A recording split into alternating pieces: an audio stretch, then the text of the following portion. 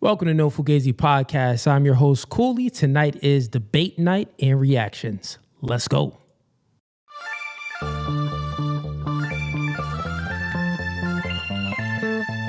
And y'all see the suit too, man. Listen, new studio, new podcast by the spirit, not by the letter. Bro, we can go verse for verse all day long. Doing new things. Men are okay with understanding the reality that we are in competition with one another. But you ladies think that you're special. You are in comfort. Men are men of their word. So here's my word. I'll fly you out here and we can do it in person. And after that, we could box. I'm about my business. So remember I said, when I ask you these questions, I will dismantle your entire argument. That's the end of the debate, my dog. I'm 39, but I don't look your typical 39. Belly. Yeah. You look 39. It's okay though. That man isn't intimidated by a woman like you. He's annoyed by a woman like you. Because a man doesn't want to date another man. He wants to date a woman.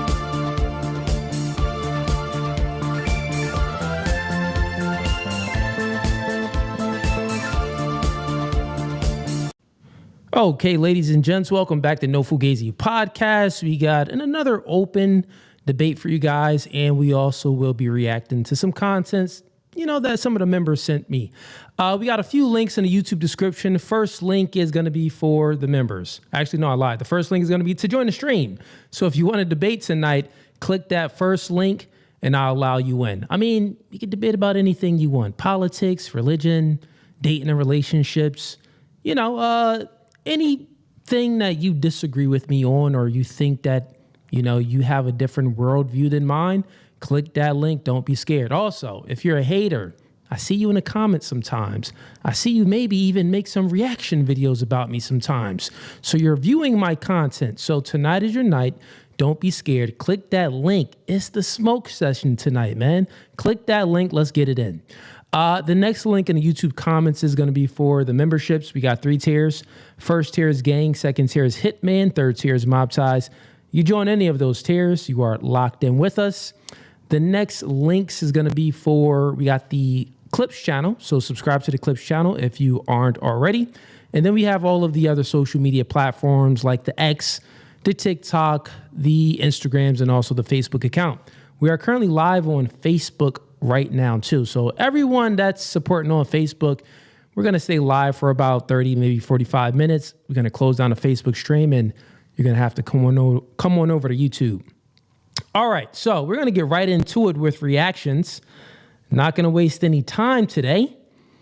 So, with all of the supporters in here, shout outs to Wick Dream in there, mod in the chat. Tim M, I see you in here, man. I see you. Yeah, Tim M, let them know. Make sure they get the likes up. Let them know. Where the other members at in here? So far, we got Wick Dreams and Tim M. Tim in here in the chat. Okay, I see y'all. All right, so let's get to some content that some of you guys sent me, and we're going to react to some stuff. Let me pull the first one up for you.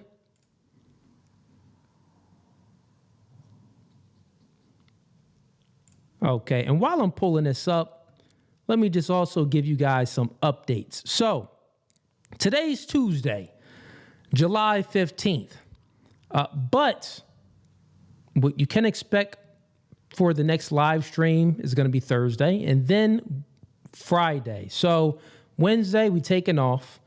Thursday, I'm supposed to have a one-on-one debate scheduled, but the logistics isn't really working too right. I don't want to say the name because last time I said the name, the person canceled. So I'm supposed to have a one-on-one debate on Thursday. And once it's like fully locked in with set time, then I'll go ahead and post the thumbnail and you guys will be notified of it. But that's going to be for Thursday. Then on Friday, we got a full panel girl show. I think my team scheduled about, let me think, maybe we probably scheduled about 30 girls. 30 girls. But chicks be flaky, man. Chicks is so flaky. Listen, man, chicks flake on one another. So of course they're gonna flake on a podcast where they may feel like, oh dang, this guy be spitting. He be laying down the law. So of course they're gonna flake on a No Fugazi podcast. So I mean that's all with all of these dating podcasts. We schedule about 30 and we get about 6 to 8 to show up. sometimes 4, right? 4, 6, 8. Normally that's what it is. I think the most amount of girls that I had on one dating and relationship podcast was 10, right? So yeah, man, it's a lot. It's a lot you got to schedule a whole lot and you get a small percentage. So that's how it works. But that's going to be Friday, dating and relationship show. And also all the mods and all the members and stuff too.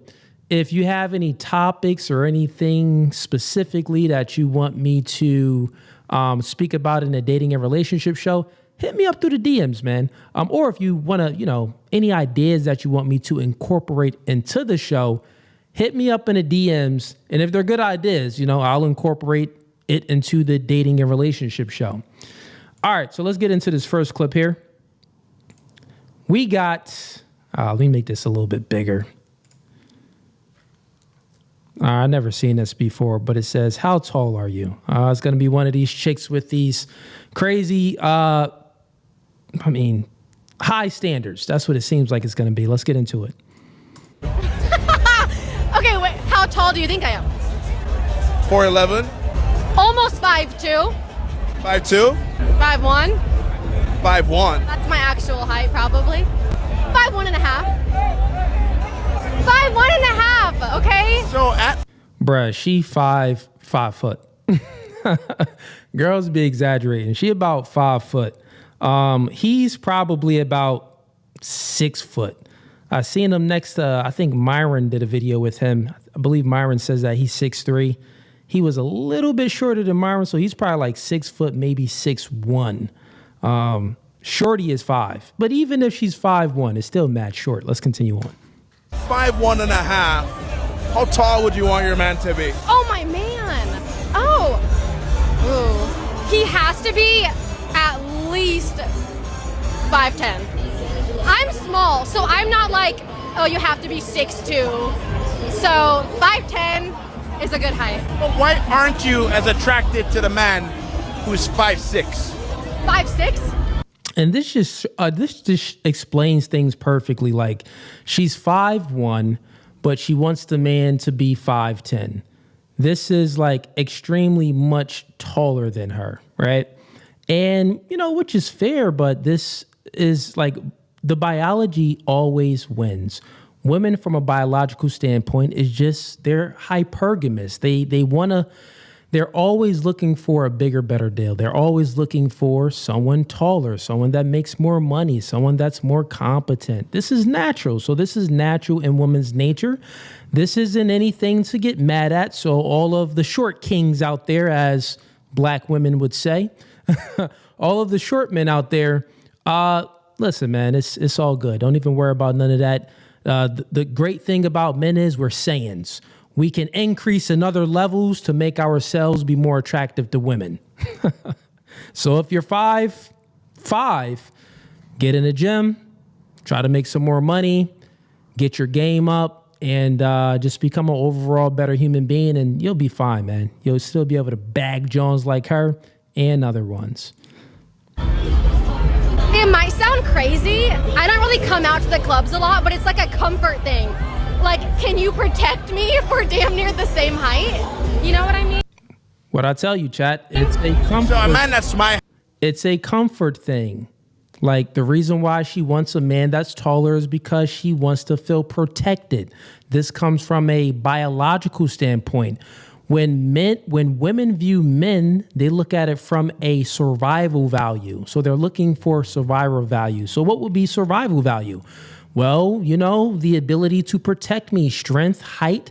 Height, signifies, maybe that you could be stronger or may have the ability to protect them more, which, in some aspects, yeah, that's right. But women, they live life in la la land. There's a lot of short men. I got short homies where they get busy with the hands. So height isn't everything when it comes to protection. So yeah, that's just how women view it though. They don't really understand how I'm 6'4", a man that is 5'8". If we get into a fight, that doesn't mean that our strength is like something totally different. I may have the reach advantage, but other than the reach advantage, that's maybe about it.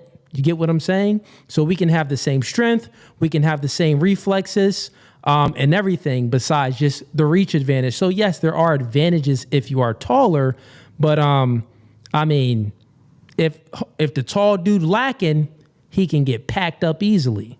Height, you feel well protected. I do. Yeah, like you could like kick some fucking ass for me. You like it when a man is kicking ass for you? I want him to be able to. Well, why is that important? And the crazy thing is, she's like so honest, and she's just like, innocent about it. Like, yeah, the reason why I want a man to be taller is because, I want to feel protected. A feminist would hear this and be like, you were indoctrinated. You were indoctrinated by the patriarchy, and, you shouldn't be liking men that's taller and stuff like that. Or they would have some like weird view of it. The feminists would try to like demonize the woman maybe for the standard. And if we're being honest, they really don't demonize women. They more so demonize men, but they still have this view of thinking that, well, everyone is equal. So these preferences that you have and stuff like that is just it's not right. They'll think it's like morally wrong. Because I was debating a guy on the Fatties channel, and he literally thinks how I'm explaining it. He thinks like, oh, human beings are equal. We're, interchangeable widgets, and, beauty is in the eye of the beholder. Well, not exactly, my brother. Beauty, when it comes to men and women, is just more than that. Women are attracted to things in a man that's rooted in their biology to give them to wanting these attractions for survival value, like protecting, providing, etc. Men, we're attracted to things that's rooted in our biology too. When we're looking at a woman, like, fertility, youth, if she's, make sure she's not a whore, stuff like that. So let's continue on. It's very important. A girl doesn't want to date a guy that's a pussy. How tall are you? Okay, wait, how tall do you think I am? Okay, so that was the end of the clip. So she said that a girl doesn't want to date a guy that's a wuss. You know what? I agree. I have a daughter. I would never want her to date a man that is a wuss. All right. Look at 6'5" in the comments on this. Why 6'5" in the comments? I'm 6'5", come get me, babe. Yo, 6'5" in the comments, simping. This dude I debated, this Hebrew Israelite, he cool peoples though. Man, why you in the comments simping, bruh? All right, let me close out that one. Get the likes up for me. If you're just tuning in, we're live right now on Facebook and YouTube as well.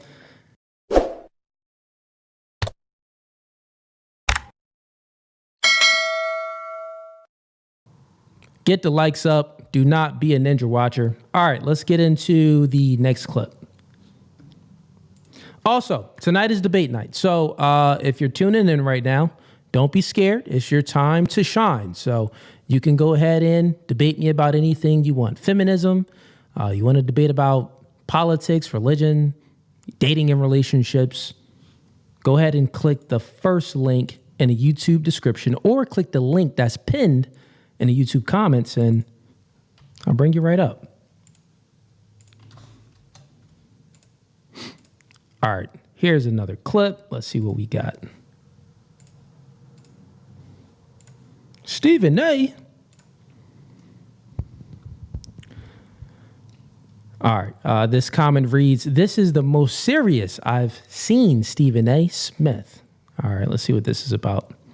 I had a girl, and I'm me personally. I'm a booty leg and hitman to the core. You don't have that. It's insulting that you've even approached me. Okay, I had a girlfriend that obviously was stacked, Kardashian, J-Lo, Beyonce type stack. You know what I'm saying? And we were getting into an argument a few years ago, and she was living in Chicago, and it was Thanksgiving, and I was about to send her behind back. She ticked me off that much, but she had on a lingerie. And I was on the other side of the room. And then she got... when you about to hear someone simp, it start like this. Like, man, she pissed me off.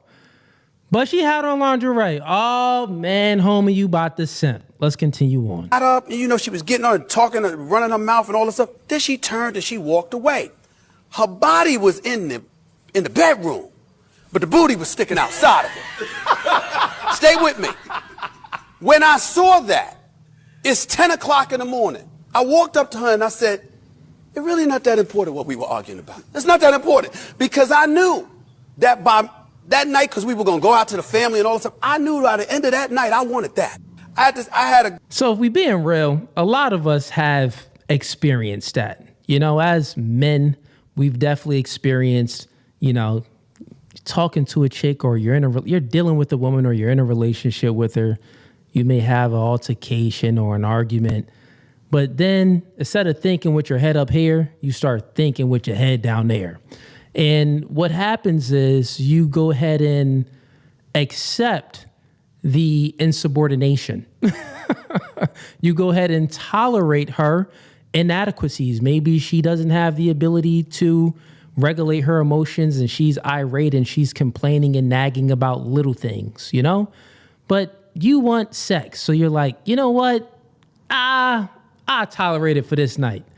And then it happens again. And you're like, well, I tolerate it for this night.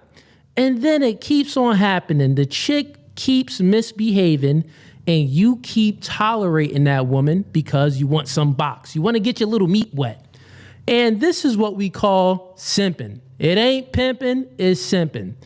Anytime you accept anytime a woman is acting all crazy and you succumb to your sexual cravings and excuse her poor behavior because you just want to get your little meat wet, well, this is a sign of not being masculine. This is a sign of not having any discipline. And at the end of the day, as a man, you got to put that law down, right? Like, you have to, if you're in a relationship and you're dealing with this as a man. Now, we've all been there. I would say probably all men. At some point, when I was young, I definitely was like, man, this chick mad, but you know what I mean? We about to go ahead and I'll go ahead and forget about all that. I'm trying to, you know what I mean? Get down. I'm trying to get down to business. We've all been there. I can admit it, right? I can admit it. We've all been there. Stephen A., this is in his younger days. Stephen A. probably looks about 35, 36. He probably look about 36 right here. Maybe around, he probably still look a little older. It's very hard to tell how old Stephen A. is because his headline is all the way back here. I don't know if the dude is my age or if he 70. Who knows? But in this, he's definitely much younger. This has to be at least 15 years old. You know what I'm saying? So anyways, we've all been there before, but you don't want to keep letting those bad behaviors continue on because you want to go ahead and get your little meat wet.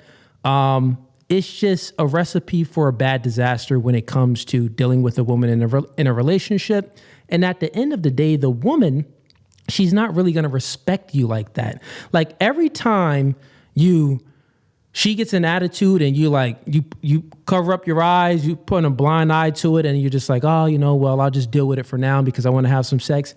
Every time you do that, she looks at you much lower. And essentially what you're doing, you're pedestalizing her. You're basically letting her know that it's okay for her to have an attitude or misbehave or whatever it may be because you want to have sex with her. So she'll continue to keep misbehaving or having an attitude, and she'll use that as manipulation, right? Women use their sexual value as manipulation when it comes to a man. Once she knows that she can control you with the box, guess what? She'll just have an attitude for no reason and then walk in the house with a thong going across the room because she knows she can have that attitude and still get what she wants. So listen, man, think with your big head. Don't think with your little head. Let's get to the next clip. All right. Get the likes up for me. We're going to be doing this consistently here on this stream.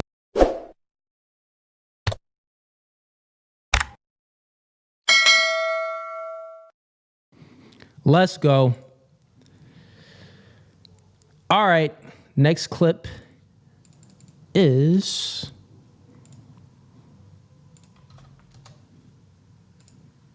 Okay. All right. So whoever sent me this one said it's a lot of cuss words in it. How many minutes are we in? 20 minutes in? All right. We should be good. We should be good. But let me go ahead and play this one.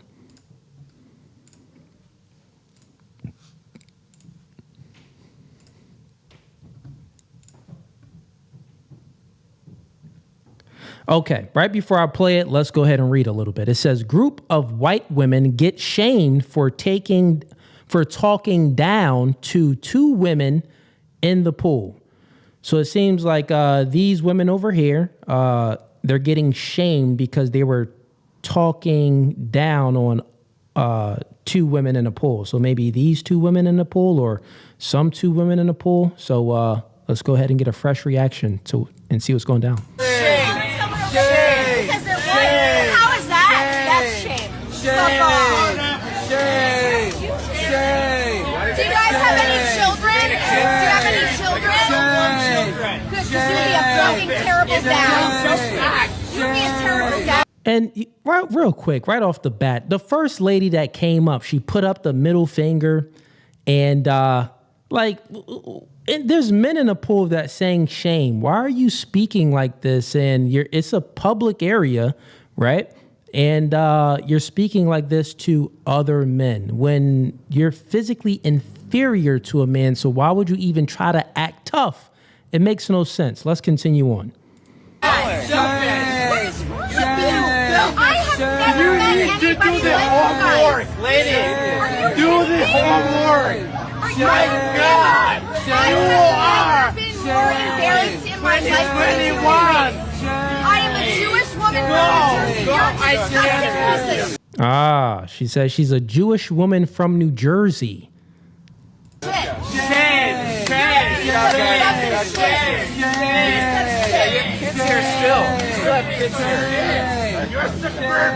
I don't know why he's saying you still have kids here when she's the one that's cussing like that. You need to get your woman in line. I live in Oakland, you fucking asshole.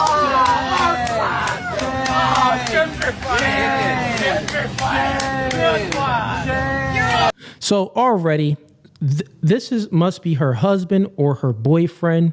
I would say it's most likely her husband.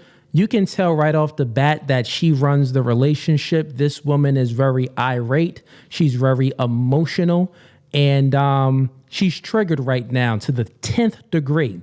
And her husband is literally pulling on her arm like, come on, Carrie, let's go. We don't want to cause any problems. But she still wants to be a crazy white chick that's acting delusional right now. Like she isn't basically the same height as her man, probably around 5'6", or 5'8", but in a much smaller frame with the bone density is much less, the muscle capacity and everything is much less. You will get destroyed by one of these men that's in that pool.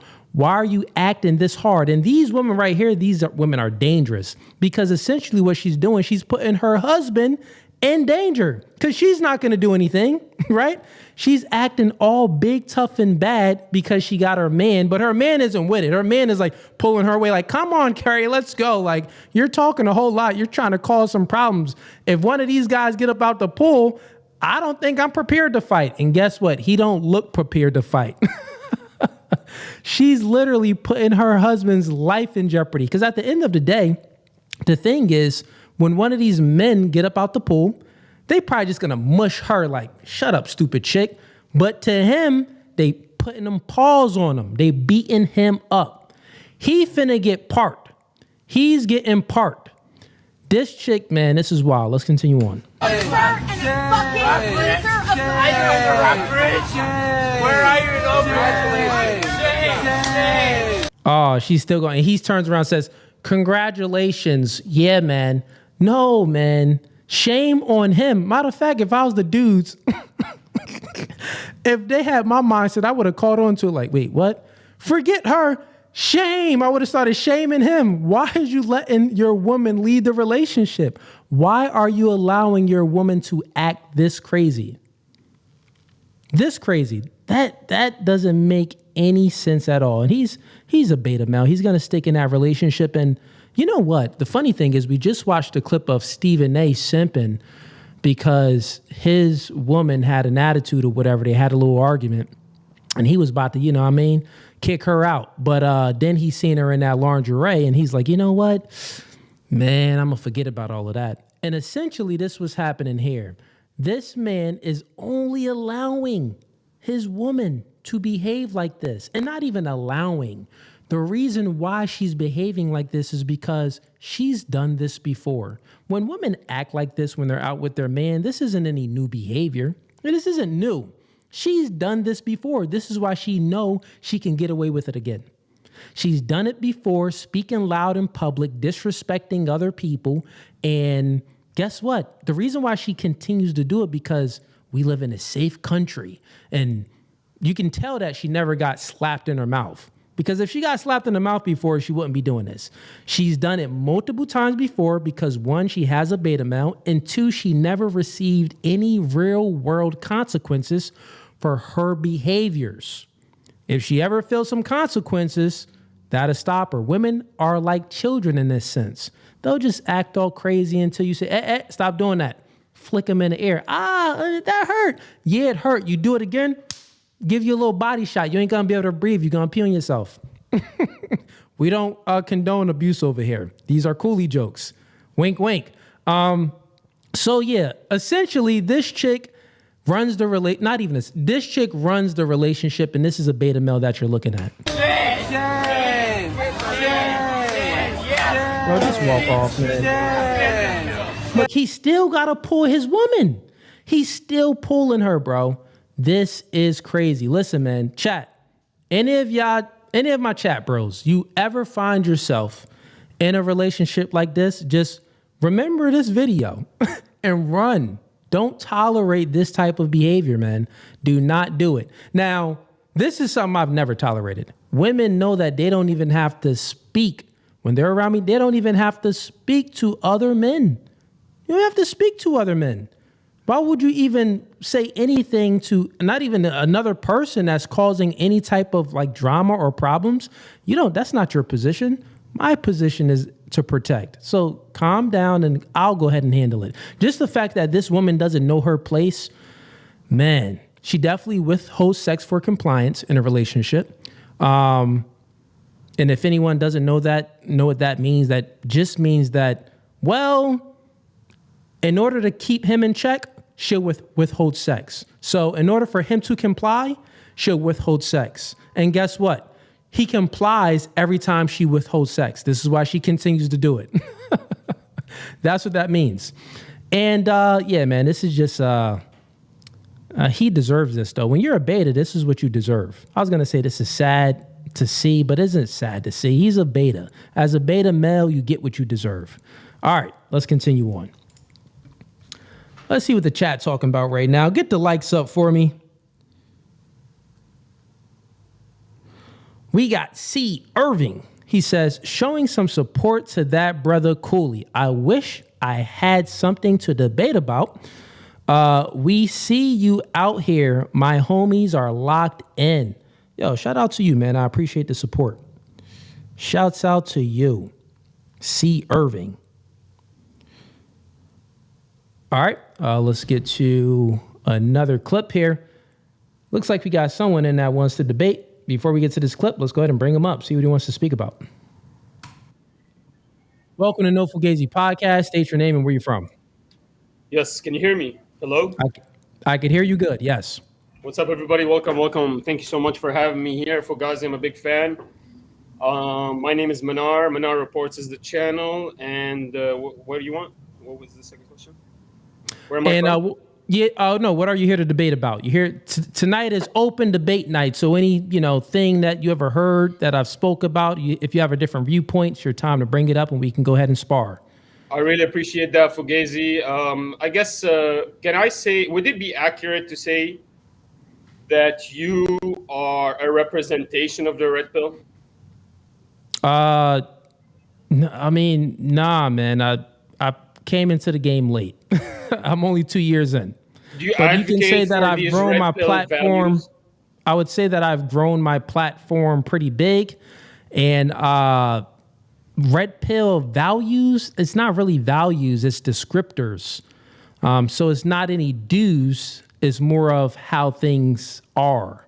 So red pill, no prescriptions, just descriptions. So But go here's ahead. my question with you. Why should I care about the red pill's description since there's other things that are better descriptors? I would argue scripture is as a prescription. It is a prescription, but it's also a descriptor of what the reality of the universe is. And so I would argue, why not advocate for religion, for example, over the red pill? I would say that's my biggest criticism for you. And it's very similar, I guess, to Andrew Wilson's criticism of the red pill, and maybe I misunderstood your position. That's why I wanted to clarify if your position is the red pill position, or is it more of a religious conservative position? Because I want to know, because basically the argument is the red pill is just an extreme, the other extreme, the opposite extreme of what feminism would have led to. It would have basically lead to slaves that are valued only for their young age and their bodies. And then it would lead to, and we are seeing this right now, extreme discrepancy in single women compared to, and basically all men would stay single, and we see low birth rates. So basically what I'm arguing is the red pill would be basically an opposite condition to the same destroyed society. It would be basically men ruling over these women, setting all the standards. And I would argue that it's better to have a religious standard, a religious prescription and description, because what religion is able to do, not only describe, it prescribes. It's able to actually make changes, whereas you're arguing, Correct. oh, red pill just describes. Well, I'm arguing, well, then red pill is not sufficient for us. We don't want it in our society. It's not good. It's basically a LARPing movement. LARP's our best. Well, I didn't give an argument at all. You just wanted me to know, you said, would I be like the face for red pill? And my answer was red pill is not a set of prescriptors, it's just a set of descriptors. So if someone, adheres or understands these set of descriptors and speak about it, I guess you can consider them red pill, but I would argue that. So, I mean, as far as what you've broken down, I don't have a disagreement with what you said. I'm not sure how much you watch my content, but I speak biblically a lot. I literally have religious debates. So, and there's a lot of descriptors. I've even said once that red pill, that's nothing. Just read the Bible. It's probably more red pill than any descriptors you've ever heard. So, yeah, that's my argument. My argument is the red pill is LARPing from conservative movement. By the way, I think there's an inconsistency in your argument that the red pill is just strictly descriptor, and I'll make the argument for you here. Let me clarify. Okay. Go ahead. When you say that women are hypergamous, I agree. That's a descriptor. I agree. Wait, what? But when you say women are hypergamous, I agree. That's a descriptor. What is hypergamous? Hypergamous, like hypergamy, like they love hypergamy. They love to choose people that are better than them. They would feel like they didn't get the best option if they got somebody below them or that's equal to them. You mean hypergamous? Hypergamous, yes. Okay. I'm like, wait, what are you saying? So that's a descriptor. I agree with you. But the prescriptor part comes after that. Right after that, you hear a red pill say, well, that's why you need to go to the gym. That's a prescriptor. That's not a descriptor. Oh, that part would be a prescription, yes. Exactly. So I would argue that this red pill is LARPing. It's actually, there's an inconsistency. I think your misunderstanding with the red pill is because they don't just say women are hypergamous. They also try to tell you how to defeat that. So it's also, so that's why I'm arguing, why even rely on the red pill? Let's come to a religious movement, the truth, and we can see Andrew Tate actually showed us that when you present this religious ideology to young folks, they're extremely receptive to it, and these are the same people that are receptive to the red pill. So why bring them red pill if they're going to receive it and it's going to be a fake descriptor that's going to lead to the same bad outcomes to the society that the feminism is leading to? Why not bring in the true religion, kind of like how Andrew Tate showed us, that these young men are actually very receptive to it. They actually opened up so many men to receive Islam. What religion did Andrew Tate show? What do you mean? You're kind of all over the place right now. What I'm saying is Andrew Package Tate. it up for me. Andrew Tate said that, look, I agree that there is hypergamy and these women are picking up, but instead of me making prescriptions to what you do, I will lead a religion that I believe is the true religion. And if you lead it as well, you will get to the prescriptions that will save you no matter what. That's his argument. So And what he do you showed- think? What do you think the true religion is that people should follow? That's a different argument. My argument is against red pill. I'm arguing that the red pill is not sufficient as an actual religion for anybody to follow. That's what my argument is. Okay. Well, red pill. Well, we already stated a difference between religion and red pill. Remember, going from your words, which the stuff that you previously said, I don't agree with, but the stuff you stated prior to it, you said that red pill is a set of descriptors. Yes. Religion is a set of descriptors and prescriptors. I agree with that. The same.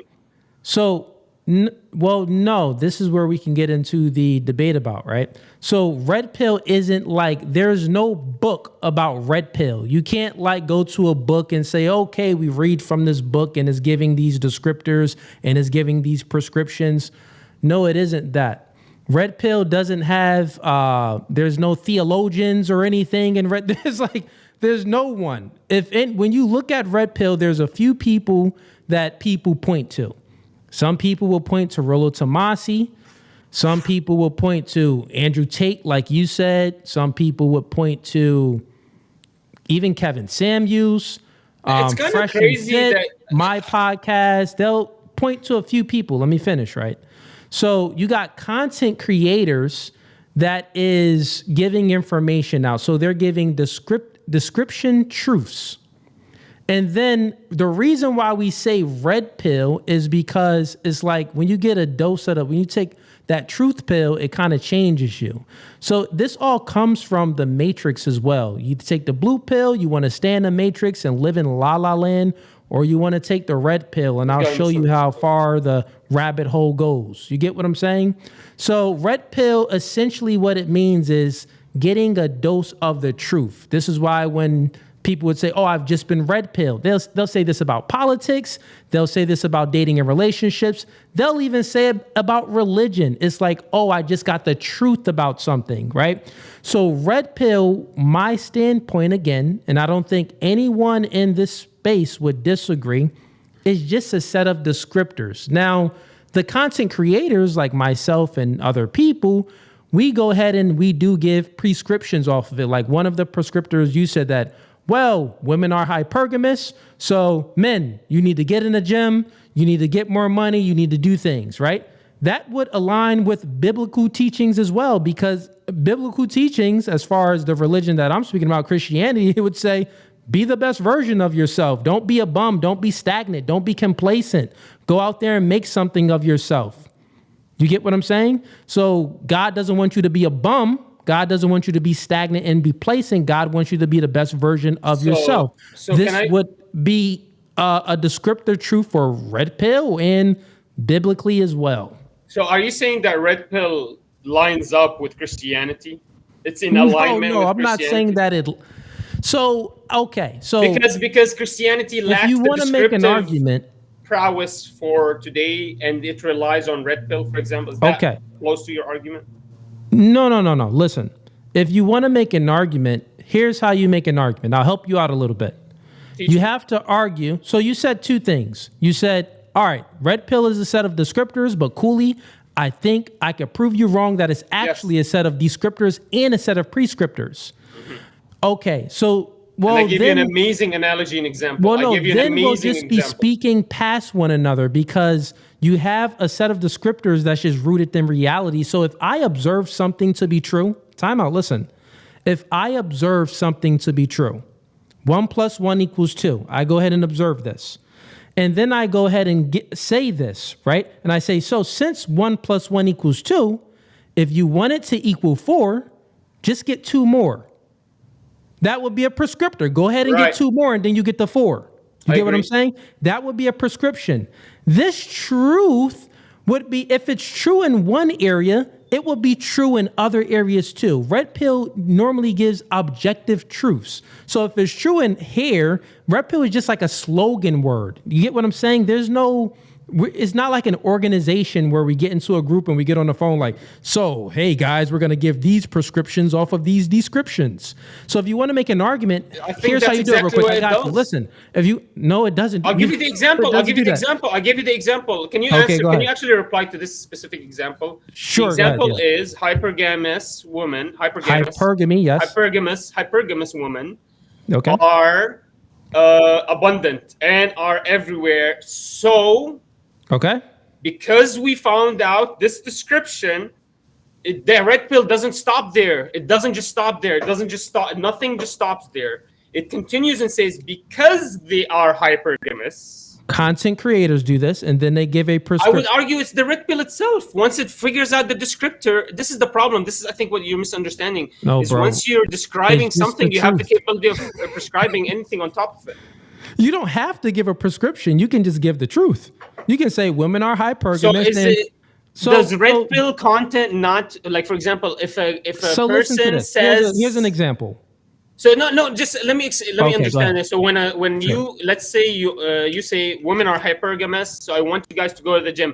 So the red pill is telling you women are hypergamous, but you are the one telling men to go to the gym, and you're doing it from your conservative values. That's what's happening? Is that what the argument is? Like, you're doing the prescription from your own moral values that are outside of the red pill. Before anyone even said red pill, there was someone called, there was many people. There were like comedians that spoke about things like this, meaning that they never used the word red pill. Prior to even the Matrix movie even coming out, there were people like Patrice O'Neal. There were Chris Rock. There were many people that would give these biological truths about male and female intersexual dynamics, right? So they would give these truths where people can like, man, no wonder, yeah, that makes sense. Meaning that they will explain a truth that's rooted into biology, and then they'll give a prescription of it. Would you say that, well, these people were giving red pill descriptions and red pill prescriptions? Yeah, so I think what happens is once you make the description, so you say, hey, let me tell you the story. This is a descriptive story of what happened to it. But in every story, there's a morale that comes out of it. I'm arguing that there's everything. Every time you describe anything, you can come up with a prescriptive operation for it. Okay. You can change it. And that's what red pill tries to do. They try to understand the true dynamics, the female and male social dynamics. And I agree, that's the descriptive part. But I would argue it doesn't stop there. The research just doesn't halt there. And then the research, for example, would argue there's ability to change behavior based on the description properties that we noticed. Would you say that that's just human behavior, though? So, like, even if you're reading the Quran or if you're reading the Bible will give a descriptor, and people will make their own prescriptions out of that. And the Bible would give a prescription, and people would even go outside of the prescriptions that the Bible is given and give an entirely different prescription. And they would be would you say that that's just would you say that that's just human nature of people observing something and giving their own internal prescription based off of what they observe? I would argue there's no reason for you to create a descriptive if you don't have a prescription that follows. There's literally zero reason. Got it. So you're saying that there's no reason to observe something. Why even observe it if you don't want to fix it? Like, why even look for a problem if you don't even think about prescribing a solution for it? Sometimes you don't look for problems. Problems look for you. Once you find the problem, though, you start creating prescriptions. And if you don't, then you're weird then, right? You're like, Not all the time. What is the use of this ideology then? Got it. Let me help. If when it finds the issue, doesn't want to fix it. Go ahead. Okay, cool. You're not really making an argument. I didn't hear any argument. There's no argument here. I'm arguing that red pill is for the birds. They are fake, conservative, they LARP. All their prescriptions come from conservative, traditional, religious morality. Okay. Therefore, throw out all the descriptions about the red pill and just follow the traditional morality. You don't even care about this. And without even knowing the descriptor, you will still live a prosperous, amazing life. That's my argument. Okay. All right. So now you took it a step further. You just gave a prescription off that. So you said why even need the descriptor if I have a prescriptor? Okay. Let me just make sure I'm understanding you, because you're speaking. It's very tangential. It's not linear. So you're saying that red pill is a set of descriptors that's just pretty much biting off of conservative values in different religions. Why even, speak about red pill or anything when you can just go to the source of it and speak about it from a religious standpoint or from a conservative standpoint? That's what you're saying. I would argue every religion tells you don't marry whores. Every religion punishes whoredom. Every religion. There's no disagreement with that. So why even care about the descriptor then? Why do I need red pill then? If it doesn't prescribe anything, if it's just sitting there describing things, why do I need it? Yeah. So would you say that most people, if they don't understand, so let me ask you a question. You've been in relationships before and stuff, right? Are you in a relationship now? Sure. Or no? Yeah. You are in a relationship. And how old are you? I'm 32. 32. Okay. But you've been younger before and you've been like dealing with girls that maybe when you're like 19, 20 years old, 21 years old, right? Yes. And would you say that from when you were young, you've always understand everything about women? Impossible. No. Impossible. No. Okay, got it. So there were times when you were a young man where you fully didn't understand women's nature. Okay. And when you didn't understand it, wouldn't that like be confusing to you? Sure. And sometimes maybe wouldn't it, alter your emotions and maybe anger would come out because you don't understand why she's acting this way or you don't understand why she's giving you this type of attitude for X, Y, Z. If you don't understand and it's causing confusion, you would have an emotional reaction. You would say yes, right? Sure. Got it. So listen, these descriptors, these true descriptors, I don't give a freak if you call it red pill, if you call it God pill, if you call it Christian pill. I don't care what you call it. At the end of the day, this type of descriptors and this type of content that talks about these descriptors, not even just giving the prescriptions. Let's just forget about the prescriptions. Think about when you were 19, 20, 21 years old. And say if someone gave you this descriptor, which made you understand why your woman was behaving like she was, which would before cause confusion and cause you to be emotional. Just the fact that you get this descriptor truth, guess what? It helps you to understand the woman and why she's behaving the way she's behaving. So therefore, you don't have to get mad. I think a lot of people like the domestic violence and men abusing women, that happens because those men don't understand female nature and they don't even understand their own nature. So just when you're given the truth, like the truth shall set you free. Prescriptions are great because that's the step forward, but just the fact that you know the truth, it'll help you not fall into that emotional state where it's like, well, I don't know why she's doing this. Let me hit this chick. Or I don't know why she's still hanging out with her. I don't know why we didn't have sex for 4 months and, but she's hanging out with her friends. Like, I don't know why I'm doing everything. Well, bro, I mean, if she's withholding sex for compliance, then you should divorce her. Yeah, you should leave this woman. But not only that, it will make you understand. So what I'm essentially saying here is, man, descriptors are important. Okay. You can't just get rid of descriptors. I understand. Let me give you an example of what I'm understanding. So let's take the example of Islam. Okay. It tells you, it prescribes you can marry 4. Doesn't describe why. Doesn't describe anything. Just says, hey, you can marry 4. And the best of you is the one that's just with them and blah, blah, blah. So all that describes is when you marry them, you have to be just to them. That's what it is. So it's prescribing that you're allowed to marry 4, but doesn't describe why. Then you go to the red pill, you see that, not only that, it also tells you all adultery is completely illegal. Instead, what's better is to get married early. I want you guys to get married early. And then it just prescribes it, doesn't describe why, it doesn't explain why. It just tells, I don't want a filthiness. I want you guys to cover your actual well, that's a bad example. No, let me finish. Okay, but but real quick, before you finish, I'm going to explain why it's a bad example. You were given. I'm telling you, I don't need the descriptor if I have amazing prescriptors, and then I would get married early. And if I don't like her, I would divorce her, get married again. I would completely have full knowledge of full understanding of female dynamics. I would have babies that are completely, and what I would argue is in your culture, that's dangerous.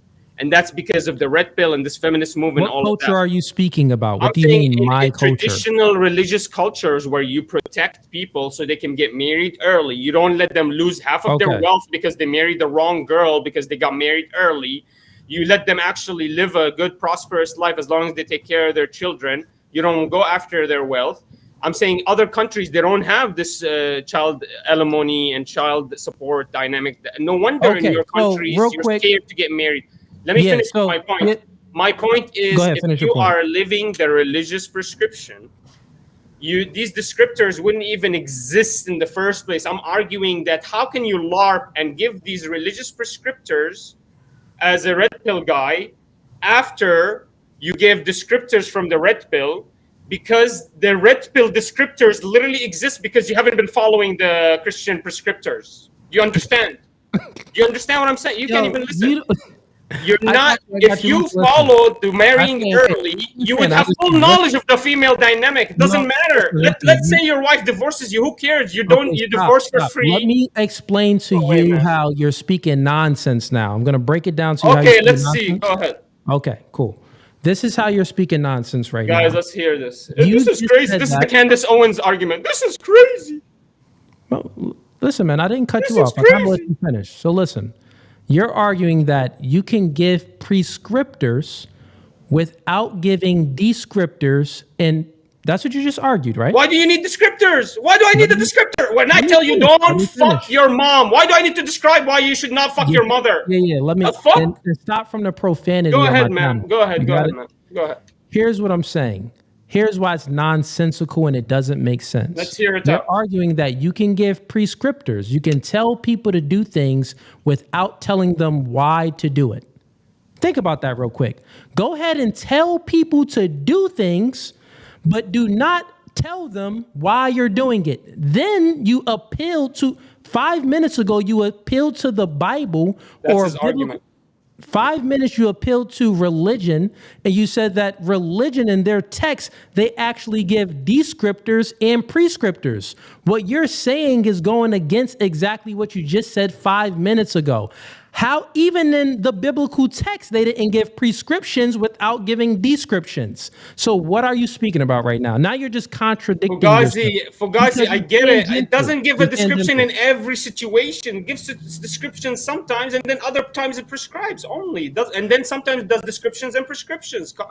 You didn't find me in a contradiction. No, it gives You prescriptions. didn't find me in a contradiction. I just made no, you yes. did. So I can speak about the book that I know. The biblical Fugazi has no teachings- argument, guys. Okay, He stop it. doesn't No, know. You didn't make any argument. Stop it. He stop it, doesn't stop it. know Listen. what to One say mic at here. a time. No, one mic at a time. You didn't say anything. Just relax, man. Calm down. Take a breather.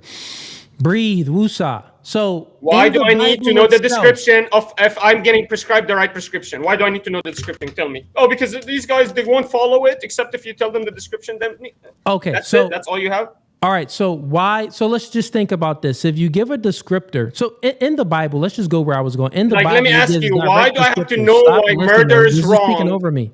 You're speaking over me. It gives descriptors, like it says that there's many prescriptions you're speaking about, but let's just speak common sense and let's speak facts. Descriptors are important is because descriptors give us the why we do things. All human beings were conscientious beings. We want to know why we're doing this. We want to know these things, why we're doing certain things. So descriptors are we're being forced. important for prescriptors.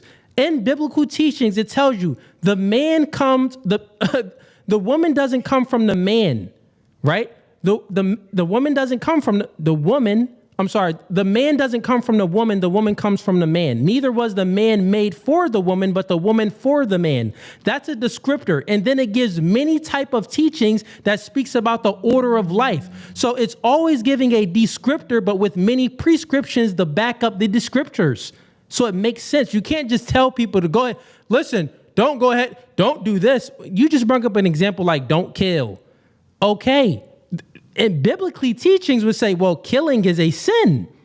Oh, don't kill. Why? Because it's a sin. God doesn't, that would be disobeying God's order. So this is a descriptor. God is objective morality. Killing is bad. So therefore, do not kill. You get it? This But I'm arguing even without the descriptor, you still have to follow the ruling. So the descriptor is not even Who's necessary. going to follow any rules without a prescription? Because You just that's how you without are a religious person. descriptor. That's what makes you a religious No. person, is to follow the prescriptors. Yeah, but we know then the Quran, the Bible, all of these should only give prescriptions and not descriptors. You're just contradicting yourself. Before Why? the beginning, Why? you just said, well, it's Why does that have important to to happen? give. Stop, don't cut me off. You just said that it's very important to give descriptors and prescriptors. Now your argument changed and you said, we don't even need descriptors. We just need prescriptions.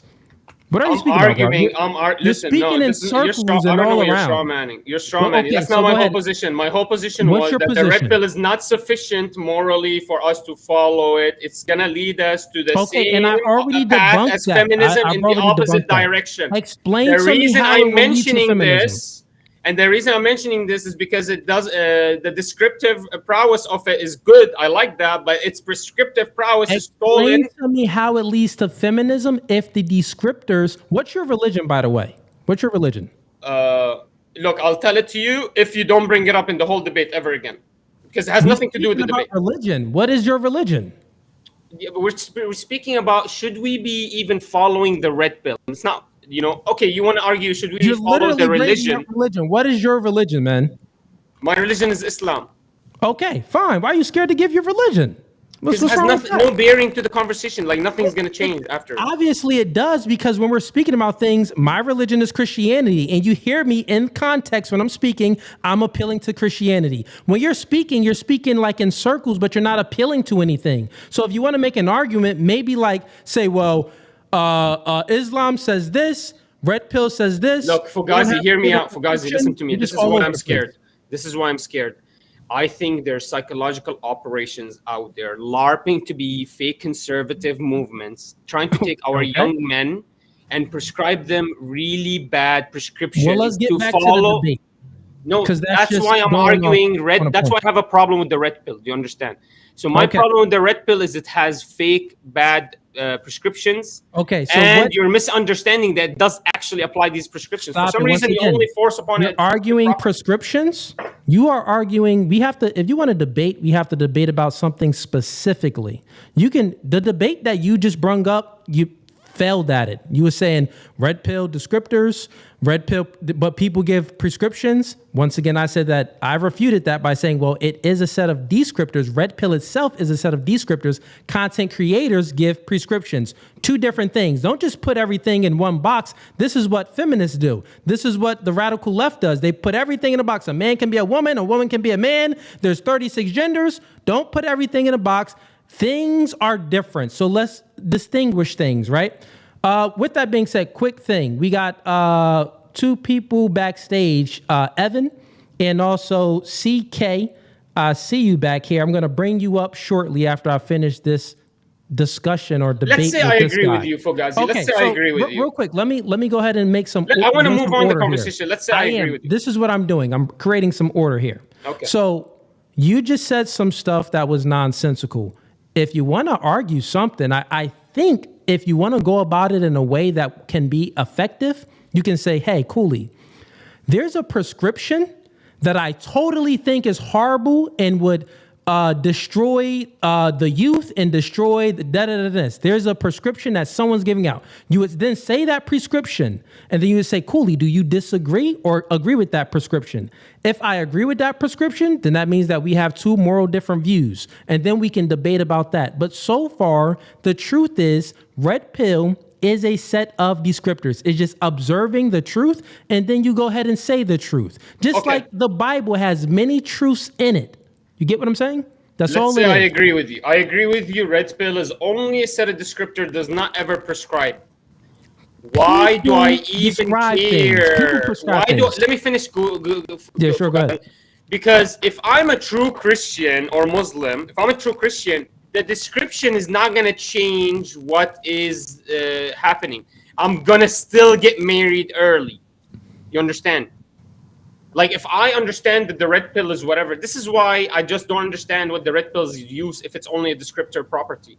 Why don't you just describe things as a Christian then? Why do you need the red pill to come and guide you? Why do you I do all the time. You must not watch my content, man. No. You don't advocate for people to become Christians. You You've advocate never for said people. that I do not. Now I know you don't watch my content. Now you're just speaking nonsense. So you advocate for people to actually create religious Christian prescriptions for all their problems. If you just watch my content, once again, I am a believer in God. I am a Christian. I do debates against other people all the time about religion coming from a Christian standpoint. You're like new here, I'm guessing. So No, man, yeah, I see you. I see what you do. Debates. You advocate for people to date each other. You advocate for people to try to go and date more people. You advocate for people to When do have I ever said the that? sins and a lot of sins. So yeah, I mean, that's Point out great. one time. Point out one time I've advocated for someone to date multiple people. I mean, I can find you clips if you want. If that's what you want. I mean, you don't actually say, hey, according to my Christian values, this is exactly what you're supposed to follow as a Christian Presbyterian, whatever it is. Yeah, this is so what you're that's supposed to follow, and You're this is getting why two you fail. different things mixed up. You're getting mixed up with me giving a descriptor truth about how dating and relationships work in modernity, and then you're saying that's I'm giving a prescription. Me giving a descriptor saying, well, listen, man, these women out here are promiscuous, so and they're dating a whole lot of people.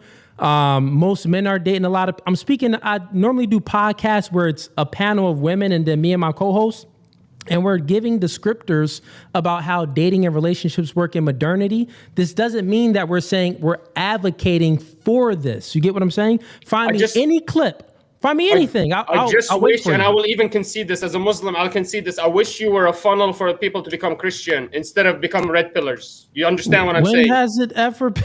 I want people to become more religious, not more red pilled. That's what I want. Well, You understand what I'm saying? When it comes, I think you have a problem with the word itself, red pill. But don't you know that words have meaning? Let me ask you this: do you have any problem with the meaning behind red pill? Bro, red pill is basically to me exactly the same movement as feminism. It's a movement that larges to know what is. It's a movement that larges to know what is morality and what is the true moral prescription for things, and then it larges off. No, it's not. What are you speaking about? I'm surprised that you actually still are arguing that red pill is not a prescriptor. This is amazing. So red pill, when Rollo when Rollo writes his book, he's just describing. He's not prescribing anything. You didn't answer my question. Don't obfuscate, right? Answer my question. Red pill, the meaning of red pill, it's a set of descriptors, meaning that people are observing biological truths based off of science, based off of male and female intersexual dynamics. Like you said, hypergamy. Hypergamy would be a truth. You said that you do understand that that's a truth. So like the meaning itself of red pill is all about giving truths. That's my standpoint. If you disagree with that, then that's something else. But if you agree that red pill is about giving biological truths based off of male and female intersexual dynamics, or just giving the truth in general, what's wrong with the meaning of that? Anyways, and one final point, and I'll leave. No, don't say anyways. Point. Answer that question, or question? Answer that question. The question that I just asked. Do you disagree with the meaning of red pill? Not the word. You just may not like the word, but the meaning behind it. Yes, I totally disagree. I believe red pill thinks it knows what to tell people to do, and it fails miserably. No. I'm talking about the truth. My standpoint, once again, I'm telling you, when I notice the truth, that's not red pill. That's me being a genius level intellectual. So right there. Then that's the meaning behind the word. Oh, do you understand that words have meaning? When I tell you girls like tall guys, that's not red pill. That's me being noticing. I'm genius. Okay, fine. So look, what happens is this. Okay, I'll help you out a little bit. You just said that when I notice that girls like tall guys, that's not me noticing red pill. That's me just observing, being a genius and knowing that, right? Pretty much that's what you said. Now, think about what you said. I would say, you know what? That is true. But now let's make a copy of you. Say if it was a copy of you that said the same thing, but then also is like, I noticed that girls like taller men. Guess what? I'm going to call that a red pill truth. The meaning would be the same behind both statements. Do you disagree with the meaning of red pill? If you want to keep forcing upon it that it's only a descriptor, I don't disagree. Okay. My problem with it is when it right. becomes a All right, there prescriptor. we go. Now, All right, there Fugazi, we one go. last That's point. fair. One last point. Let me give you one last point. Please, man, Fugazi, that's one it. I last gotta point. get some more people in. I And gotta get some more people okay, in, but brother. Fugazi, if the point is that the prescriptor, Because you just was arguing anything. Go no, ahead, no, make but if your the last point is, this is the final point. If the point is Sure. you're already prescribing them Christian values, why don't you just go with that? Why do you need to describe anything to them? Why would you want to label it as the red pill? Just When label do it I as ever my own speak- intuition told me Okay, this is so the truth. go ahead. I And want you to go this ahead is and my moral find- prescription Got for it. it I because want it you to go lines ahead up with and my find- scripture. When I speak about when do I ever speak about red pill or anything like that? I would date some people. I would debate people like you that is against red pill, and I would say, well, you're just speaking nonsense right now, like I'm exposing right now. But that's about it. If someone really doesn't understand the conversation, I would maybe mention other people in this space because it's a title of You're not red pill, answering my but question. Why you not didn't start ask with a question. Christianity? You didn't ask a Why not question. start with Christianity? Why do you have to I already describe said to everybody and rely on red pill? Why don't you say, according to my observation, this is the truth, and then tell them, and my scripture is the truth as well, and this is the actual prescription to Yep. this. So once again, descriptive truth. you must not watch my content. I'm just saying, man, everyone that you're for some reason people are associating you with red pill instead of as a conservative religious person. Like Nick Fuentes, they don't associate him with red pill. They associate him with conservative, traditional religious people. With You what? are associated with No, they red don't. pill. They're You're not associated with associated. Nazis. What are you talking about? What? You're gonna say Nick Fuentes is a Nazi? That's what people associate him with. They say that he's a racist and he's And pretty much Dr. like a Disrespect, neo-Nazi. they associate him with the minor text, but not a single person has a video or a picture of the messages. Great. So who guess cares what? You're people doing think? the same thing like people would describe Nick Fuentes as a Nazi or something. You're trying to do that over here. You're just incorrect, man. But listen, I want to get some more people up, man. Have a blessed one.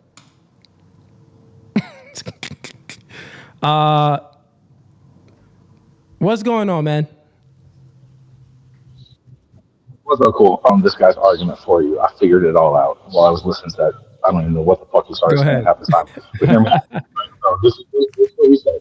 First thing he said was blah blah blah blah. My feelings, blah blah blah blah. And then once you started correcting him on that, then he was like, he cannot understand the fact that it's a description, not a prescription. And Yeah. then when he finally understood that it was a description, not a prescription, he obviously does not watch it because he got mad on you talking about a subject. And he's like, well, why can't it be this? Why can't it be this? Does he realize that not everybody in the world is Christian? You have to talk to secular people from a secular point of view. Otherwise, your point is not going to get across because it's just a perspective at that point. Yeah. I mean, and I didn't even go down that rabbit hole, but good take. I didn't even go down that rabbit hole because he just didn't understand, like, bro, it's not a descriptor, it's a prescriptor. Human beings give prescriptions. Like, that's why I even use the analogy, like the Bible give descriptors and prescriptions, but there's many people that interpret the Bible that they would give an entirely different prescription than the Bible even gives. So that's not an argument. That's just human nature. Wait, I just had an epiphany about this. Think about this. If he said it doesn't matter about the description, it only matters about the prescription, essentially you could tell that guy whatever you want and he would have to just do whatever you say because it doesn't matter whatever you say. Yeah, no, you stupid. Right? So, I mean, he really has no reason not to do whatever you tell him to do because that's all you need. Yeah, Who cares what the reason is? facts. So Facts. essentially his argument of why, don't do this. Well, I can tell you to go do it. You have no reason why to. Yeah, man.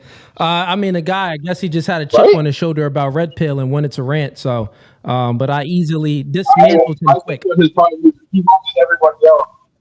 Yeah, he watches everybody else and then associated you with them instead of knowing even your point of view. If he would have asked your point of view from the get-go instead of accusing you of something, he might have understood a little bit better. But when you just come on the attack without knowing what you're talking about, you just sound real Exactly. If he stupid. would have asked me what's my worldview and, you know, religious beliefs and all of that, I would have gave it to him. But then he still started, started saying like, oh, well, you tell men to do this and you advocate for that. No, I don't. I just give descriptors and descriptors about modernity. Men and women dating in modernity. It's not the prettiest thing right now, but I guess he can interpret. The thing is, he doesn't understand descriptors versus prescriptors. So even when you describe something, he thinks that you're prescribing something. So I think that he was like, he had one foot in front of the other, behind the other foot, like just walking in a circle. Who knows? But listen, Wick Dreams, I want to. As soon as he said red pill is feminism, as soon as he said red pill is feminism, the debate It was was done. done. I'm That's like, why. and then I gave him a chance. I said, listen, But I got I said, if you think red pill is feminist, like you have to prove that. Like, let me know how. And then he would never explain how. He would just keep talking. So he can't explain anything that he was saying. He was just saying. facts.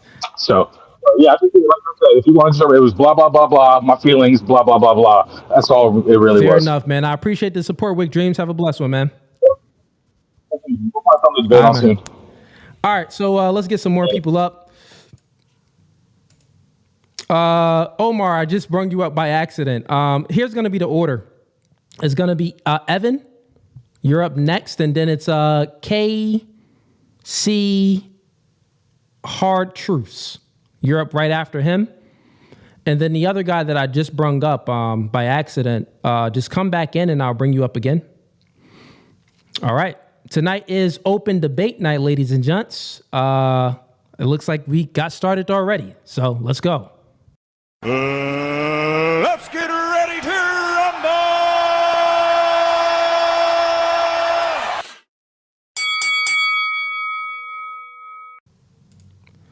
Welcome to No Fugazi Podcast. State your name and where you're from. I'm Even, and I'm from Michigan. Okay.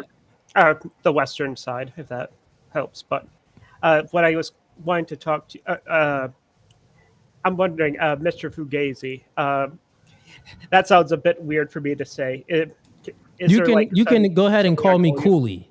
Ah, all right. Your name is Evan or Even. Yep. It's Even. Even? Yeah, you can go ahead and call me Cooley. All right. Thank you, Cooley. And what are you here to debate about? I will admit I've seen like a good portion or like several, I say like about 50 hours of your content, but I don't really know much about your channel necessarily. But Okay. what I was meant to talk to you about is it seems like you give good prescriptions about society and religion and the like. But there's something that I haven't seen specifically, and it seems to be like, and I say this very respectfully, I don't mean to step on any toes, but it seems like there are certain issues with Black culture in regards to a variety of ways. And I know you are helping with trying to depower kind of like the women who are acting out of their place. So I guess what I'm trying to say is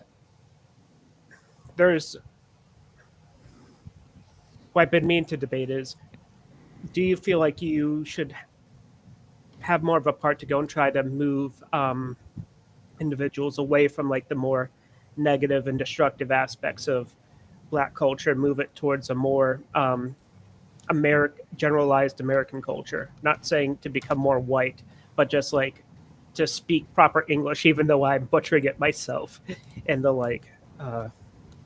Sorry. Okay. So if I get the gist of your argument is, Cooley, you do a lot of dating and relationship type content. You said that you watched 50 hours of my content. And let me ask, in the 50 hours of my content that you consumed, how recent was it? I'd say a lot of it was recent, and a lot of it was you going and reviewing another piece of content, like maybe some reactions or something. Yeah, and then I started catching in on some of your more recent streams, but I haven't been able to see the entire thing. Okay, cool. And then, so pretty much you're saying, Cooley, you talk a lot about dating and relationships, but, there's a negative side of Black culture that needs help. Why don't you speak about that to better your community, to better Black culture? That's your argument? Yes. And once again, I'm sorry if I don't mean to step on any toes. I just know like there are certain aspects of it where, like, I'll just say, for example, like the idea of instead of investing in yourself, you go and you buy things that are gaudy, or like just saying that is something that is a trap.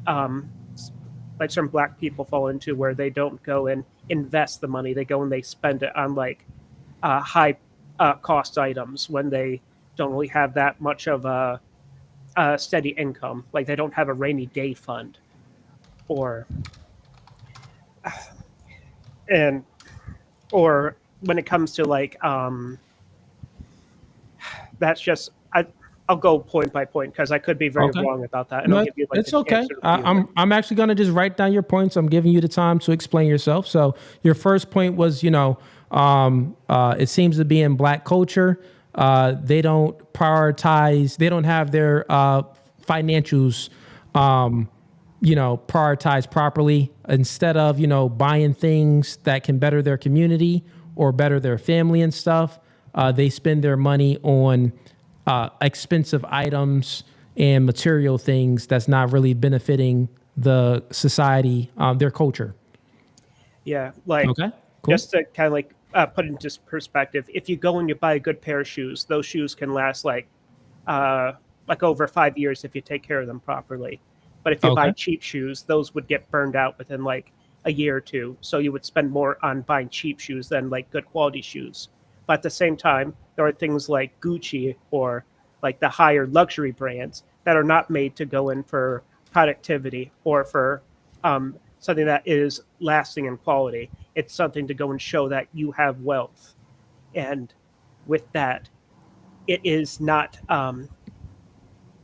it is completely It's not valuable. unwise, or it's not truly like it's not practical in the sense of like if you have steel-toed work boots, that is Okay. something that is good. You can use that for years and years. You can do a lot with it. But if you buy like Gucci shoes or whatever, that's Okay, so gonna I be think like the same thing as, like, your one point. sneakers. I think I get the one point. Any other factors in this? I just want to make sure I write it down and fully understand your argument. And I would say another thing is, which is kind of like on like the same sort of level, is they value those things, and they feel like they have to go and do it. It's almost consumeristic in a sense, where they focus upon just short-term gratification instead of long-term sort of prosperity. Okay. All right. That's it. Yeah, for that first point of view, I have other things, but I think it'd be best. Okay, I guess, yeah, we can get into this. All right, cool. So, I mean, this is very simple, man. Thank you even for calling in today and asking me this question. It's not really a debate.